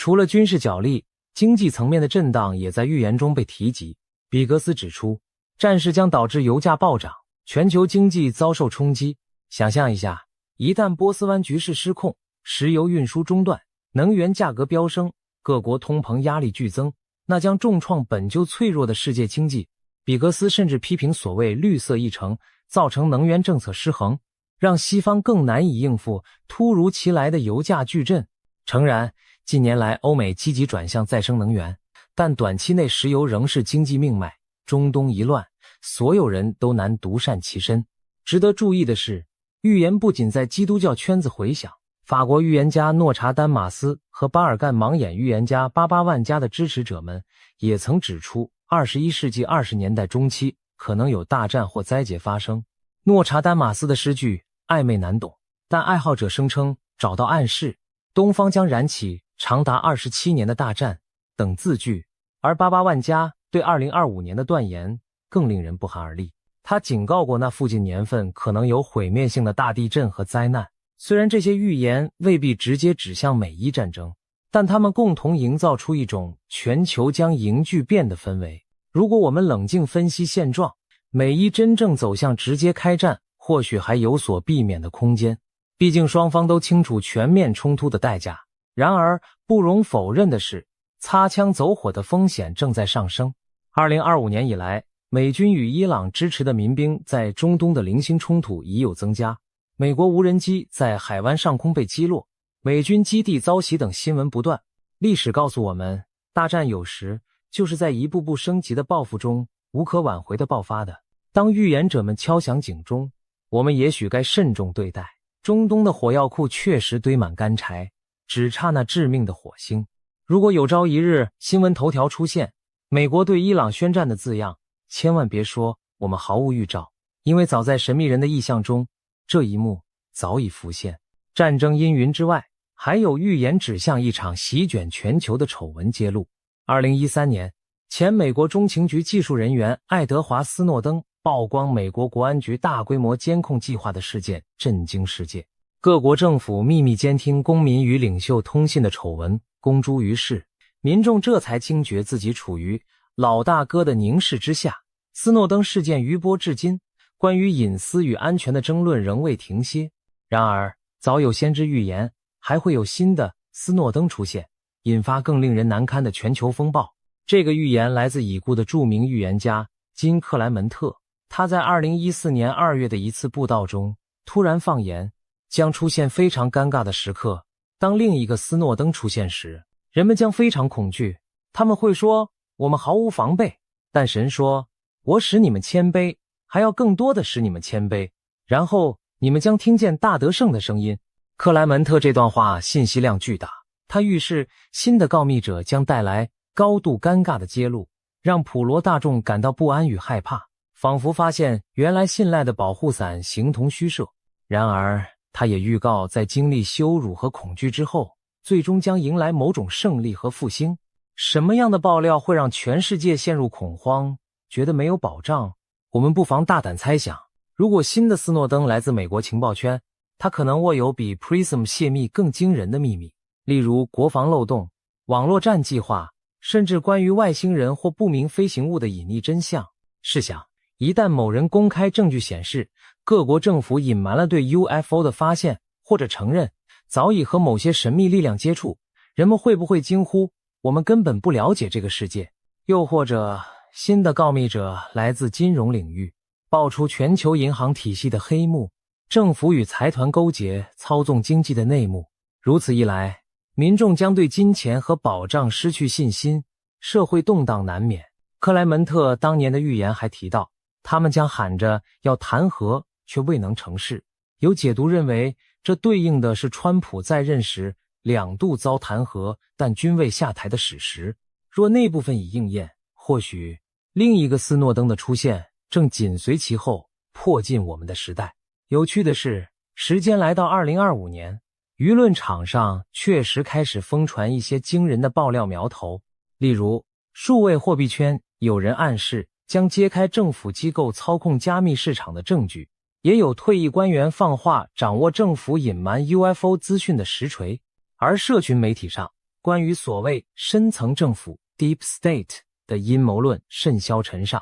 许多人相信迟早会有内部人士挺身而出，把幕后黑手公之于众。此外，科技监控仍是大家关注的焦点。12年前，斯诺登揭露了美国对全球网络通信无孔不入的窃听。那么今日的新告密者可能揭发更先进的监控手段。随着人工智慧和大数据的发展，政府能轻易分析每个人的数位痕迹，预测行为模式。假如有人证明政府或跨国企业已经在进行前所未有的隐私入侵，例如直接透过智能手机和物联网设备全天候监视公民，社会将作何反应？无疑将引发新一轮我们毫无隐私、毫无防备的恐慌。当然，现在谈论这位新斯诺登会揭露何种丑闻仍是猜测，但克莱门特强调的是高度尴尬和被迫谦卑。或许丑闻的性质会是那种令执政者颜面扫地、百姓愤怒不已的惊天秘密。值得注意的是，他预言最终会有大得胜，似乎隐含正义得伸张，社会经过动荡后走向更新的希望。一如斯诺登引发全球对隐私权的重视，新一轮的揭露也许会逼迫各国进行改革，建立更透明诚实的体制。这一预言在2026年依然悬而未决，像一把高悬的达摩克利斯之剑。许多信徒与阴谋论爱好者密切关注着情报界和政坛的风吹草动，他们深信时机一到，神所拣选的吹哨者就会挺身出面，而我们其他人所能做的或许就是拭目以待。当那爆炸性新闻降临时，我们是否能承受真相的震撼并从中汲取教训，迎来社会的进步？正如克莱门特所言，预言并非要我们恐惧未知，而是提醒我们保持警醒，在巨变中寻求信心和光明。现在我们换个轻松却又耐人寻味的话题。世界首富之一，特斯拉和 SpaceX 的创办人埃隆·马斯克，他居然公开声称自己是外星人。这听起来像是玩笑，但它确实发生在2024年的一场国际科技论坛上。马斯克透过视讯连线接受访问，主持人半开玩笑地问他，很多人相信你其实是个外星人，你怎么看？只见马斯克先是哈哈大笑，随即一本正经地回答，我是外星人，我一直说我就是外星人，但没人相信。他甚至补充，如果外星人在我们中间，我大概会知道。现场观众一片哄笑，主持人也调侃，现在你的身份被揭穿了。马斯克摊手耸肩，似乎很无奈地表示，是啊，我一直告诉大家我是外星来的，可惜就是没人信啊。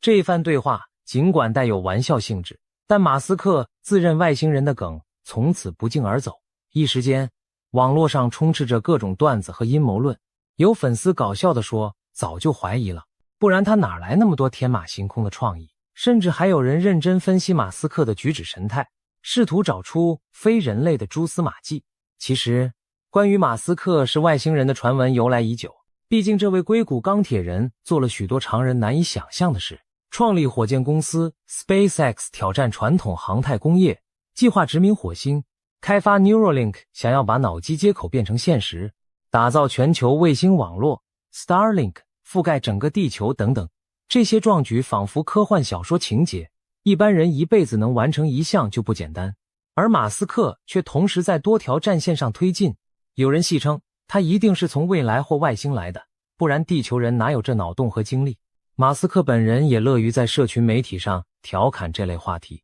例如很早以前就有人在推特问他，你是外星人吗？他幽默地回复，地球需要我才来的，哈哈。还有一次，他发推说，外星人如果在我们周围，我会第一个告诉大家。言下之意，他自诩跟外星智慧有不解之缘。当然，大多数人都把这些当成马斯克的怪才作风和宣传技巧，他深谙如何善用噱头来吸引公众眼球。这次在论坛上自称外星人，也成功为他和他的公司博得了版面。不过，在阴谋论世界里，马斯克的这句我是外星人可被当真了。有些阴谋论者相信，所谓的蜥蜴人统治集团认为许多世界领袖与富豪其实是外星爬行类生物伪装的。马斯克的言行在他们眼中就成了自曝身份的证据，他们甚至翻旧账，提出更疯狂的证据。例如，马斯克童年照片不多，学历背景神秘，他总能未卜先知科技走向，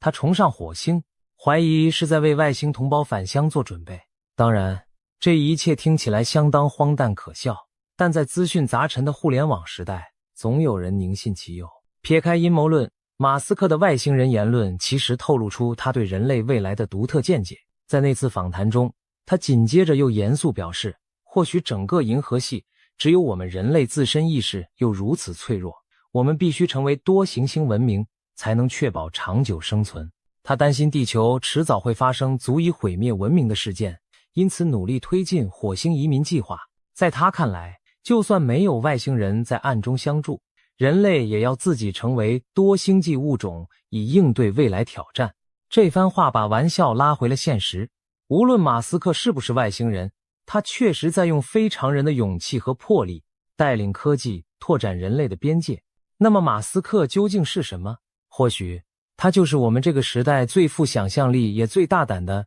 地球人。他将自己调侃为外星人，也是对平庸现状的不屑一顾和对极致创新的向往。这一点恰恰与那些预言家的角色形成有趣对照，一个用科技手段塑造未来，一个用神秘意象预示未来，两者看似风马牛不相及，却都在提醒我们未来无所不能。当马斯克一句玩笑引发全球讨论，我们不妨思考其中折射的人类渴望突破极限，探索未知，即便被戏称为外星人也在所不惜。最后我们把目光转向美国政坛的现实人物，美国副总统 J.D. 万斯。如果前面的预言与戏谑带有几分超现实色彩，那万斯的故事则是实打实的人间巨马，而且颇具讽刺意味。J.D. 万斯原本以一本畅销回忆录《乡下人的悲歌》成名，书中讲述他出身美国乡村白人底层，奋斗逆袭进入精英阶层的经历，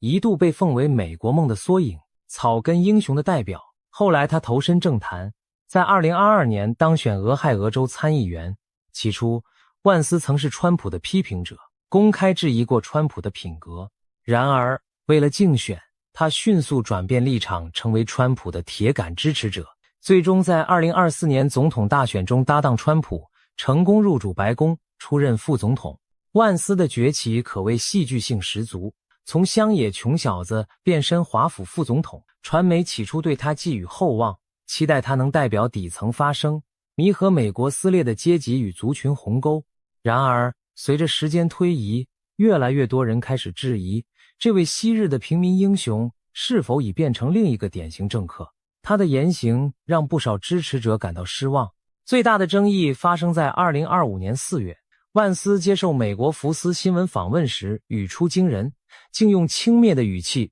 称中国人为农民。当时谈及美中贸易问题，他抱怨全球化令美国负债累累，只为购买他国廉价商品，接着脱口而出，简而言之，就是借钱跟中国那些农民买他们做的东西。他连用了2次 peasant 一词，带着强烈的歧视意味。这段言论一经播出，立刻在国际上引发轩然大波，许多媒体和网友怒批万斯粗鄙无知、傲慢偏见。要知道 peasant 在英文里常含有贬义，暗指社会地位低下、没见过世面的乡巴佬。万斯身为副总统，竟公然使用这种字眼形容一整个国家的人民，难怪有人讥讽，都21世纪25年了，副总统还把中国人叫做农民，真令人难以置信。更有美国网民无脸表示，他的发言简直让美国人在全世界丢脸，甚至连知名媒体 BuzzFeed 都嘲讽道，如果有一件事是万斯每次都会做到的，那就是让美国人在国际场合出丑。万斯的失言不仅伤害了亚裔族群的感情，也暴露出他对现实的刻板认知。许多评论指出，他口中的中国农民早已不是几十年前那副模样。今日中国的高速铁路网、先进电动汽车、大城市摩天大楼，处处都在显示人民生活水平的飞跃提升。万斯却仍保持着冷战时代的傲慢心态，仿佛他印象中的中国还停留在贫困落后的年代。这种脱离现实的偏见言论，让人不禁质疑他的国际视野和外交智慧。更甚者，他的谈吐与姿态中流露出的优越感，正好印证了批评者对他的另一个指控：傲慢与两面。为何说万斯是双面人？回顾他的言行，不难发现端倪。在不同场合，他似乎戴着不同的面具。竞选之前，他曾公开痛斥川普道德败坏，可能成为美国的希特勒，语惊四座。但为了顺应保守派选民，他很快改口，摇身变成川普最忠诚的拥护者。有人调侃万斯是嗅觉灵敏的变色龙，哪边对自己有利就倒向哪边。进入白宫后，他表面上以平民代言人自居，声称没有忘本，私下却被传与华盛顿的权贵打成一片，对富豪金主们言听计从。这种前后不一的作风引发不少保守派铁粉的不满，觉得被他欺骗利用。同僚之中也有声音暗批他，当面一套，背后一套。更具体的例子发生在2025年底的一次外交场合，乌克兰总统泽连斯基访问华盛顿期间，与美方高层会谈时，气氛剑拔弩张。据传在椭圆形办公室内，万斯对泽连斯基的立场冷嘲热讽，引发对方不快。有旁人声称，泽连斯基在交谈中一时激动，用自己的语言骂了一句粗话，骂万斯是两面人。虽然这只是传闻，无从考证，但结合万斯近期的一系列表现，傲慢与两面似乎正成为他的标签。令人唏嘘的是，万斯曾被视为能跨越鸿沟的新生代政治明星，现在却因为言行失当和立场摇摆，毁掉了形象。他的故事仿佛在昭示一个政治铁律，进入权力核心的人往往容易被权力改变初心。当年那个立志改善乡民生活的憨厚年轻人，如今成了一位让盟友嫌恶、让选民失望的高官。一些评论员直言，万斯的经历是乡下人的悲歌，在政治舞台的延伸英雄没当成，却演成了自己最瞧不起的那种政客。从神秘牧师的意象到真枪实弹的政治争端，从远古预言的隐喻到科技狂人的狂想，我们纵览了当前市局下一连串惊心动魄的话题。也许有人会问，这一切彼此之间有关联吗？仔细想想，他们其实共同勾勒出我们这个时代的一种氛围，变局与揭露，狂妄与谦卑交织的氛围。布兰登·比格斯预言中国出新领袖，美伊将交战，暗示着旧的权力格局正在松动，新秩序的轮廓若隐若现。金克莱门特展望另一个斯诺登横空出世，意味着黑暗中的秘密终将大白于天下，霸权将被迫低头。埃隆·马斯克自嘲为外星人，表面玩笑，实则凸显人类对自身未来出路的焦虑与期盼。而 J.D. 万斯的境遇，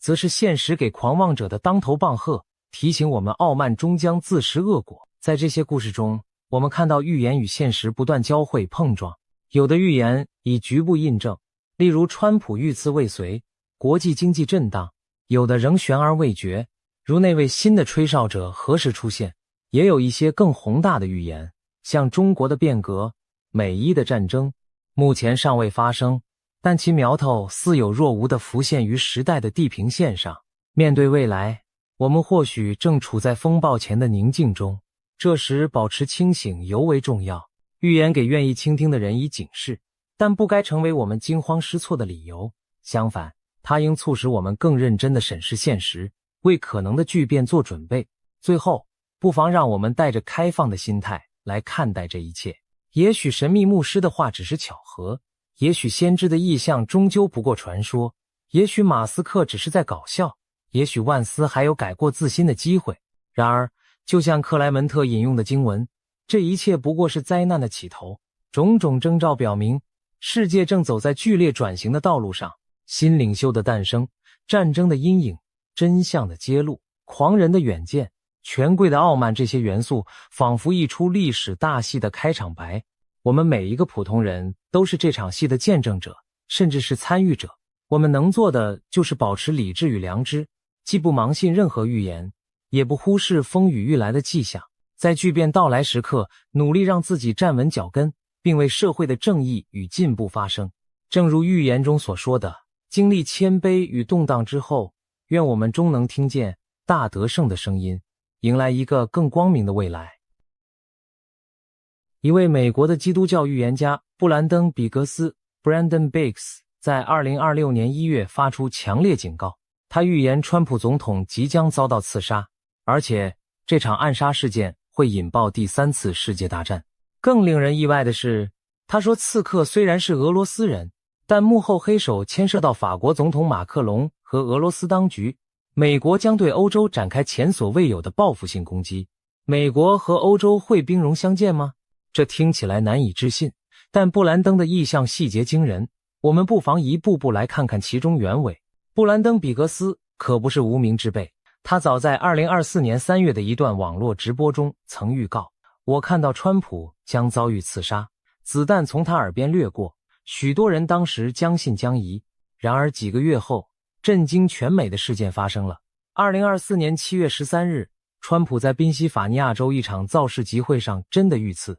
枪手突然开火，一颗子弹擦过川普的右耳，近距离掠过他的头部，震碎了他的骨膜。所幸川普仅受轻伤，特勤人员当场击毙了凶手。这起惊险的暗杀未遂，验证了布兰登的预言，细节之准确，令人啧啧称奇。连子弹掠过耳朵，这种细节都不差分毫。由于有过精准命中的记录，布兰登的最新预言格外引人关注。2026年1月下旬，布兰登在一次直播分享中神情凝重地描述了他近日得到的异象。他说1月19日深夜，他正打算直播时，却忽然感到主的临在，耶稣的异象出现在他面前，对他说，今晚不要直播，我要你安静下来，我有话单独告诉你。布兰登惊觉事态严重，立即顺服停播。接着他声称从主那里收到了一则可怕的讯息，你的总统即将被刺客除掉，上帝警示他，这将是对美国的一场巨变，要他务必让整个教会为此事代祷。主还责备说，骄傲已经进入川普的心，川普听信了一些不敬虔的人的建议来处理国际事务，结果为灾祸开了一道门。布兰登明白，这一指川普在重返白宫后锋芒毕露，受到了全世界的瞩目和不少赞誉，逐渐有些自满忘形。他身边一些不敬神的人给了他骄纵强硬的策略，让他忘记是上帝拣选了他，并赐予他权柄。如果川普不赶紧谦卑下来，后果将不堪设想。布兰登接着描述了一连串令人不寒而栗的异象。在异象中，他看到川普正站在人生的十字路口，面临一个关于伊朗的重大决策。主一次次催促川普去按下按钮，仿佛暗示川普应对某个威胁采取果断行动，时间所剩无几。然而川普在异象中犹豫不决，似乎没有照着上帝的旨意行动。布兰登说，最终他看见川普按下了一个决定性的按钮，但那决定并非顺服神的指引。同一时间，他看到俄罗斯总统普京周围盘踞着邪恶势力，蛊惑着普京的心智走向升级战争的道路。空气中充斥着武器轰鸣的回声，而且不是普通武器，仿佛有非常规的大杀伤力武器即将现身战场。布兰登还看见欧洲大地出现成片新掘的坟墓，各国开始大规模征兵。那些经历过第一次、第二次世界大战以及韩战、越战的老人们掩面哭泣，不敢相信战火的梦魇将要重演。甚至远在东方的中国也卷入了这风暴。布兰登看到一艘艘来自中国的货船无法抵达，美国的供应链中断，医院医疗物资告急，食品供应链也崩溃了。整个世界仿佛被推向一场前所未见的全面战争边缘。在这动荡诡谲的画面中，一个细节引人注意。布兰登看到法国总统马克龙满脸怒火，似乎因某件事对川普怀恨在心。在意象里，马克龙捂着眼睛，好像眼部有伤，血管破裂般的淤伤，正用墨镜遮掩，但川普公开场合作弄地，嘲笑了他，让马克龙颜面尽失。马克龙气得眉毛直跳，随后在某次演说中阴沉地放话，也许我们该考虑与俄罗斯联手了。这一幕显示法国领袖对川普的不满达到顶点，甚至动念要倒向俄罗斯的怀抱。这些场景或许象征西方同盟出现裂痕，美欧之间针锋相对的暗流已经涌动。紧接着，布兰登说，他在林中看到一个骇人的时刻，川普真的中了刺客的冷枪。画面一转，仿佛是在某个机场停机坪附近，川普总统身旁隐约可见一架很像空军1号的大型飞机，周围一片警戒，但危机竟然来自极远方的暗处。布兰登仔细描述刺杀的细节，远处地面上浮着一个全身黑衣的狙击手，黑色上衣和长裤，脚穿黑色军靴，头戴一顶特种部队常用的伪装帽，整个人趴伏在地面，如毒蛇般隐蔽耐心。他手中的狙击步枪巨大漆黑，枪口装有消音器，枪上架着高倍精确瞄准镜，甚至枪口还闪着红外跟踪的微光。那是一支大口径武器，布兰登形容口径达到50，可见火力惊人。只见这名刺客屏息凝神，透过瞄准镜紧盯着远方的目标。突然间，一声闷响划破天际，砰！布兰登惊呼，他亲眼看见那致命的子弹撕裂了川普总统的身躯，高速的弹丸几乎洞穿了川普的身体，血花迸现，场面惨烈无比。堂堂美国总统中弹倒地，特勤局人员一瞬间全懵了，他们四下张望，却根本找不到敌人来源，一时间不知所措。周围尖叫声、呼喊声此起彼伏，现场陷入混乱和恐慌。这惊骇的一幕宛如电影情节，却在布兰登的意象中历历在目。预言中的这颗子弹极可能是致命的。假如川普这次真的不幸身亡，那将会发生什么？布兰登接下来看到的画面更是远远超出一般人的想象。他说，川普一倒下，眼前立即浮现出第3次世界大战爆发的景象，美国仿佛瞬间展开对敌对势力的疯狂报复，而报复的对象竟是在欧洲。布兰登形容那是一场前所未有的欧洲大战，无数导弹如雨点般倾泻，从未有过的规模轰炸降临在欧洲大地上，导弹拖着烈焰撕裂长空，城市在火海中颤抖。这种毁灭性的打击在布兰登看来是史无前例的，震撼程度远超以往任何世代经历过的战争场面。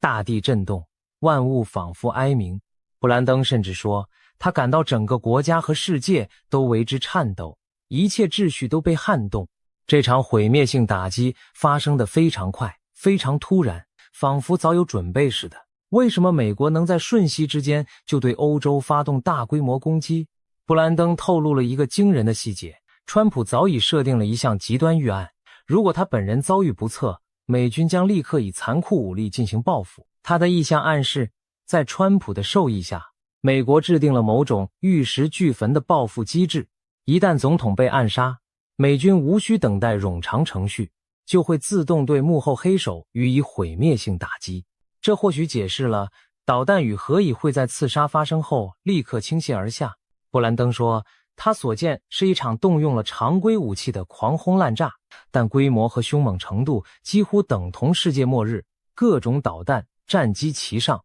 没有任何缓冲。第3次世界大战的战幕就在川普倒下的那一刻轰然拉开。朋友们听到这里可能跟布兰登本人一样震惊，美国和欧洲之间真的可能爆发战争吗？毕竟自第2次世界大战结束以来，美国和西欧一直是牢固的盟友，美欧同属北约，在冷战中并肩对抗苏联，在现代国际秩序中更是唇齿相依。然而布兰登预言的画面颠覆了我们对国际局势的认知，美国居然对传统盟友欧洲痛下杀手，这听起来几乎令人无法置信。要知道，美国宪法规定了严格的开战程序，即使总统想对某国开战，也必须经国会授权。以美国国内政治现实而言，川普所在的共和党内部不见得会全盘支持对欧洲宣战，而民主党更不可能投票允许总统挥军。欧洲那几乎等同与自己多年盟友决裂，自毁长城。正因如此，许多分析人士认为，布兰登意象中那种即时世界大战的场景更像是一种象征或比喻，表示川普若被害，将引发西方世界前所未有的震荡和冲突，而不一定字面上指美军立即轰炸欧洲城市。换句话说，预言中的第3次大战或许象征国际秩序的崩裂，美欧关系急剧恶化，西方盟友反目成仇，全球陷入空前的混乱和对立，人心惶惶，各国迅速选边站队，新的对抗格局形成。即便不真的是导弹齐飞，也很可能出现经济上的全面对抗，外交上的剧烈冲突，甚至局部的军事摩擦，让世界重回几十年前阵营对峙的黑暗时代。然而，我们也不能完全排除极端情况下发生热战的可能。历史上，一些出人意料的事件往往就是大规模战争的导火索。最著名的例子莫过于1914年第1次世界大战的爆发。奥匈帝国的储君斐迪南大公夫妇在塞拉耶佛被一名青年刺客暗杀。谁能想到，一介青年刺客扣动扳机后，不到2个月，欧洲大陆即燃起战火。由于各国同盟条约的连锁反应，这一桩刺杀事件迅速演变成席卷全球的战争浩劫。同样道理，如果2026年美国总统川普果真遇刺，其影响将远远超过美国国内政局本身。首先，凶手的身份和幕后黑手将成为各方角力的焦点。如果证据指向某个国家或势力，美国民众和政界的愤怒将难以抑制，要求报复的呼声会压倒一切。在巨大的悲愤压力下，美国政府未必会按常规行事，很可能火速对外采取军事行动报复，以振奋民心。特别是川普本身在任内就强调以牙还牙的强硬作风，一旦他生前预设了自动报复机制，那么即使国会尚未正式宣战，军方也许已经奉命行动。如此一来，战争就可能先斩后奏的爆发。那么谁会是美国锁定的报复目标呢？布兰登的意向给出了线索，他明确指出刺客是一名俄罗斯人，但话锋一转，强调这并不一定代表俄国政府直接下令。他更看到法国总统马克龙暗中与刺客谈判，商讨对策，显示此人背后另有图谋，是马克龙和俄国某股势力的合谋。换而言之，预言揭示刺杀川普的阴谋牵涉复杂的国际黑手，并非简单的个人仇杀或恐怖组织行动。那么马克龙和俄罗斯政府为何要如此不惜代价除掉川普？这背后的动机需要仔细解析。先来看俄罗斯方面，从现实政治考量，普京现阶段其实没有明显动机去暗杀川普。川普在政治立场上相对其他美国政客，对俄态度算是友好。他过去曾表示欣赏普京的强势作风，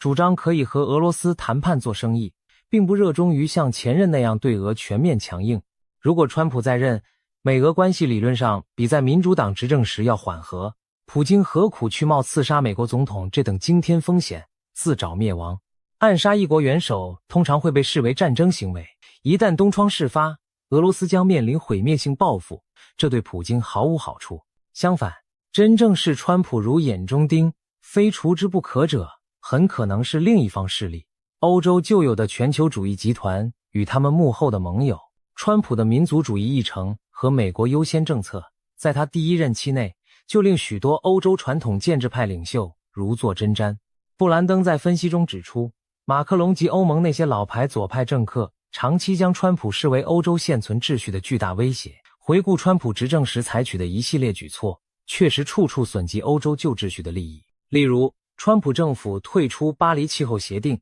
动摇了欧盟极力推行的气候政策根基。他多次施压北约盟国增加国防开支，直接冲击欧洲各国的财政和安全观。他对欧盟国家祭出关税制裁，批评欧洲对美贸易顺差，打乱了欧洲经济布局。更重要的是，川普强烈反共，视中共为头号威胁，极力要求欧洲盟友与美国一同围堵中国。在川普压力下，欧洲各国不得不重新审视对华依赖，这动摇了许多欧洲既得利益者与中国之间的深层勾连。可以说，川普的路线若持续推进，将导致欧洲传统精英势力的权力版图剧烈改变。欧盟左派可能在内外交困中失势，欧洲的右派民族保守势力则受到川普鼓舞而崛起。对热衷推动欧洲一体化加全球主义的马克龙们而言，这简直是一场噩梦。因此，如果川普成功连任并强势推行他的新世界战略，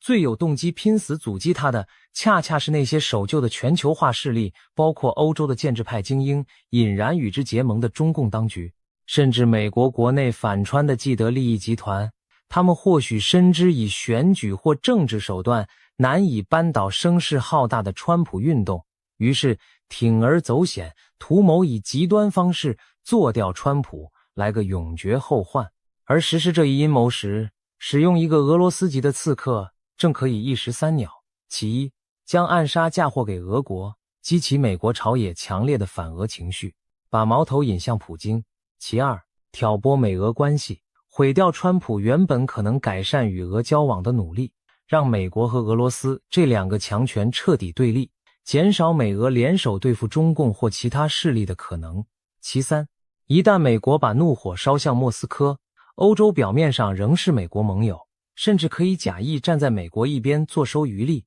但实际上却达成了除掉川普的目的，还成功地阻断了川普联合俄罗斯围剿中共的全球新战略。可以想见，北京当局和某些欧洲势力在地缘政治和经济上早已绑在一起，他们最不愿见到的就是美俄和解，一致对付中共。所以，这股全球旧秩序的力量有充足的动机密谋刺杀川普。那么，布兰登所说的俄罗斯刺客又会是谁呢？既然普京可能性不大，那就可能是被幕后黑手收买或操控的俄籍人士，比如可能是一名与克里姆林宫无直接关系的极端民族主义分子，或退役特种军人，甚至前瓦格纳雇佣兵受雇执行此任务，也可能是某个反普京的流亡特工，成为西方秘密势力的棋子。总之，从预言细节看，刺客技艺高超，受过军事训练，拥有精良装备，这不像一般临时起义的狂热分子，更像是有幕后组织支援的职业杀手。布兰登强调，刺客是俄罗斯人，但不代表奉普京之命，显然是提醒人们不要被表象迷惑。真正可怕的敌人不是俄罗斯这块表面的皮，而是躲在背后驱动这只黑手套的手。那黑手极可能就是国际上盘根错节的全球旧秩序势力。暗杀一旦发生，美国国内局势也将瞬息万变。在预言中，布兰登看到了川普倒下后，美国政府权力中枢的动荡景象。副总统万斯推测为 JD。万斯身处一片死寂的焦黑橡树林，光秃秃的橡树没有叶子，像经历了烈火灾难，只剩6-7根焦黑的树干孤零零矗立在雪地上。万斯一身黑色长风衣，在萧瑟的冬日橡树林中艰难前行，橡树象征岁月年轮。这诡异景象似乎隐喻着美国将经历6到7年的黑暗劫难。接着，万斯推开白宫的门，走进总统办公室，坐在办公桌后。此时他的夫人站在门边，偷听室外谈话。预言中，万斯的妻子挺着大肚子，已经怀孕临产，身穿一袭带有绿黄刺绣的粉红色印度风长袍，或许暗示着一种新生命即将诞生，又或者是某种文化融合的隐喻。让人毛骨悚然的是，布兰登提到在万斯妻子身旁，有一位名叫艾瑞克的女士以发言人身份在面对媒体采访，反复强调自己只是总统夫人的朋友。据了解，艾瑞克正是知名青年保守派意见领袖扎里·科克的遗孀。科克先生在预言场景中同样遭到暗杀身亡，这意味着除了川普本人，可能还有其他支持川普的政界人士在这场阴谋中遇害，令人不寒而栗。媒体的聚光灯都打在这位艾瑞克女士身上，她成了万斯夫人对外发声的代理人。这些细节耐人寻味，似乎在暗示万斯临时代理了总统职务，但国家处于极度危机，以至于第一夫人都需要朋友代言发声，稳定人心。更令人侧目的是，美国政府临时权力架构也浮出了水面。布兰登看见前佛罗里达州长德桑蒂斯和佛罗里达州参议员马可·卢比奥也都出现在白宫椭圆办公室内，其中卢比奥被指为第2号人物，德桑蒂斯则是第3号人物。这令人联想到总统继任顺位。按美国法律，总统殉职后由副总统继任，之后是众议院议长、参议院临时议长，再往后才轮到内阁国务卿等。不过卢比奥和德桑蒂斯都不在法定继任序列的前列，他们同时出现在领导核心，或许意味着在大动荡下，美国政权可能出现非常规权力安排。也许是川普阵营在生前就部署了接班梯队，例如让卢比奥出任新副总统或代理国安高层，德桑蒂斯负责军事或国内安全等，以应对非常时刻。无论具体如何，布兰登的预言揭示出川普一旦出事，美国将进入高度戒严与权力再分配的状态，整个华府如临飓风，权力核心面临洗牌。我们可以想象那场景，白宫上空乌云密布，肃杀的寒风围绕首都呼啸，示威与骚乱可能在全美多地爆发，金融市场也剧烈动荡。川普的支持者震怒悲痛，要求彻查阴谋，报复凶手。反对者中有人幸灾乐祸，也有人担心国家前途。军队和安全部门全面戒备，一场前所未有的国家危机正席卷而来。布兰登用一句话总结他所见：当时美国正处在巨大的动荡之中，简直是人间炼狱。白宫周围刮起了一场前所未有的猛烈风暴。回到预言的源头，布兰登强调这一切并非上帝的心意，而是人类骄傲与邪恶使然。他说主告诉他们把川普高高举起，仿佛美国的救主，但拯救美国的只能是我，上帝。我不将我的荣耀归给任何人，哪怕他是川普总统。这段话寓意深长，或许正是因为太多人，包括川普本人，将川普视作力挽狂澜的救星，这种自负和崇拜已经冒犯了天意。上帝不容有人窃取他的荣耀，所以哪怕是川普若骄矜自恃，不归荣耀给神，也终将自食恶果。傲慢是所有信仰传统中都被严厉警戒的致命弱点。圣经中傲慢被列为7宗罪之首，佛家经典也说慢为3障之首。人类历史中无数英雄豪杰最终败于自负，连天使长路西法撒旦不过也是因为傲慢背叛上主而堕为魔鬼的。在布兰登眼中，川普目前正面临这样的灵魂考验，如果他不戒除骄傲，谦卑顺服神，他所开启的伟业将遭遇可怕的拦阻。读到这里，也许有人要问，预言既然如此骇人听闻，我们该抱着什么心态去看待？把它当作板上钉钉、无法更改的未来吗？其实，在宗教传统中，预言的意义往往不在于精准预报未来，而在于向世人示警，促使人们改过迁善，以改变未来。布兰登的预言正属于这种条件式预言，他本人一再强调，未来会随着人的回应而改变。也就是说，预言中的灾难并非不可避免。如果我们听到警告后采取行动，命运之路可能大不相同。圣经中有著名的先知约拿的故事，他奉神之命预告，邪恶的尼尼微城40日后必倾覆。可尼尼微人从君王到百姓痛改前非，披麻蒙灰忏悔，上帝便收回成命，灾难没有发生。同样地，布兰登此次将异象公诸于众，就是希望能唤起美国民众和川普阵营的警醒，以祈祷和行动来扭转这场劫难。事实上，布兰登过去的一些预言最终并未发生，他认为这正是因为人们的祈祷产生了作用。例如，他曾预告过美国将出现全国性的大停电、股市崩盘等等，但迄今尚未成真。支持他的人相信，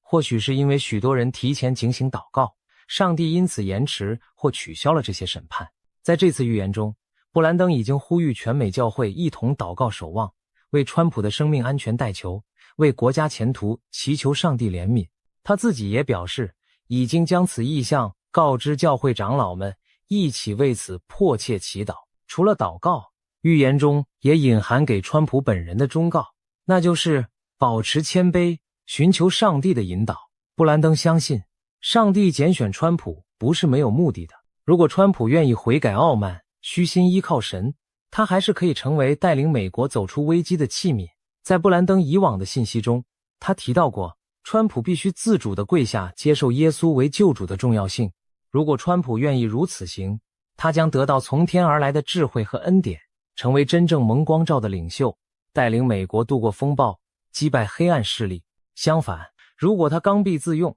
听信不敬虔的谋士，那等待他的就可能是布兰登意象中那条悲剧之路。值得一提的是，布兰登的预言并非孤掌难鸣，在东方世界也有类似的预警在回响。一位自称通晓灵视的华人预言家东方神官曾于2025年9月放出一段视频预言，西方的高龄已经宣布不再保护那位金发的西方大国领袖，因为他不听话，他的对手将不择手段对付他，所以这位领袖随时可能不存在，由他的替身来接管。而一旦如此，该西方大国内部将出现局部内战和重大天灾。这段听来神秘莫测的话，如今回看，难道不正是在暗示川普可能遭遇不测，甚至被替身取代的巨变吗？当时很多人听过只当茶余饭后的灵异谈资，但联想到布兰登的警告，不禁让人背脊发凉。两位风马牛不相及的预言者，居然都点出一位金发领袖可能突然被迫退出的情节，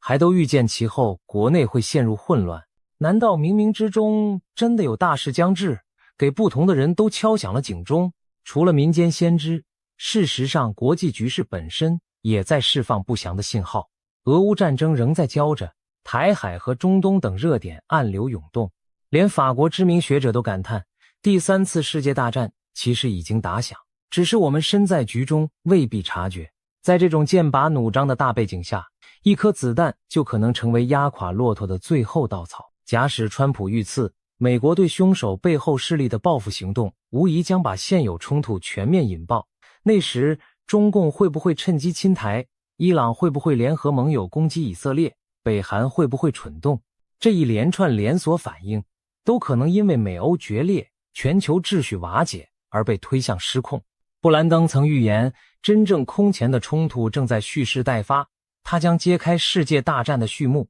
他甚至描述了中东叙利亚发射生化武器攻击以色列，以色列毁灭大马士革，以及土耳其号召阿拉伯联军入侵以色列等可怕场景。如果这些也在未来上演，那无疑就是第3次世界大战的全面爆发。这一切听来虽然恐怖，但也不是没有希望的转机。布兰登强调，在幕后黑暗中将有熊熊燃烧的信仰复兴之火。他看见一边是战争、瘟疫、科技失控等灾难酝酿，但另一边，上帝也在软化人们的心，一场前所未见的属灵觉醒正在酝酿。甚至一些好莱坞明星、科技巨头的灵魂都开始苏醒，投入这场对抗黑暗的属灵复兴。或许上天允许这些危机临近，正是为了击碎人类的傲慢与偏见，使更多人谦卑，寻求更高的意义。在大审判与大复兴的双重剧本中，人类其实握有关键选择权，将命运推向毁灭深渊，还是引向光明新生。面对布兰登，川普将遭刺杀引发3战的惊人预言，我们每个人都不禁要思考，未来真会如此残酷吗？还是说，上帝在透过预言给人类最后的觉醒机会？川普总统会否因此警醒，改变他的态度和行动？美国人民乃至世界各国会否团结祈祷，阻止这场灾难的发生？亦或一切终将无可避免地走向预言中的剧情？正如布兰登所说，未来并非铁板一块，预言更像是一面照妖镜，映出人心的善恶抉择。也许预言的最大价值，就是让我们现在就行动，去避免它成真。如果人们选择无动于衷，那么预言中的风暴可能如期而至。但如果我们选择悬崖勒马，恳切祈求并推动改变，也许悲剧就不会降临。我们眼前有2条路，一条通向世界大战的深渊，一条则可能迎来道德与信仰的复兴。我们期盼川普和世人能做出正确的选择，让历史朝着更好的方向发展。毕竟，预言的目的从来不是让人坐以待毙，而是唤醒人心，在黑暗中寻找改变的契机。让我们拭目以待，怀抱警醒与希望，祈愿这场预言中的浩劫最终不会成真。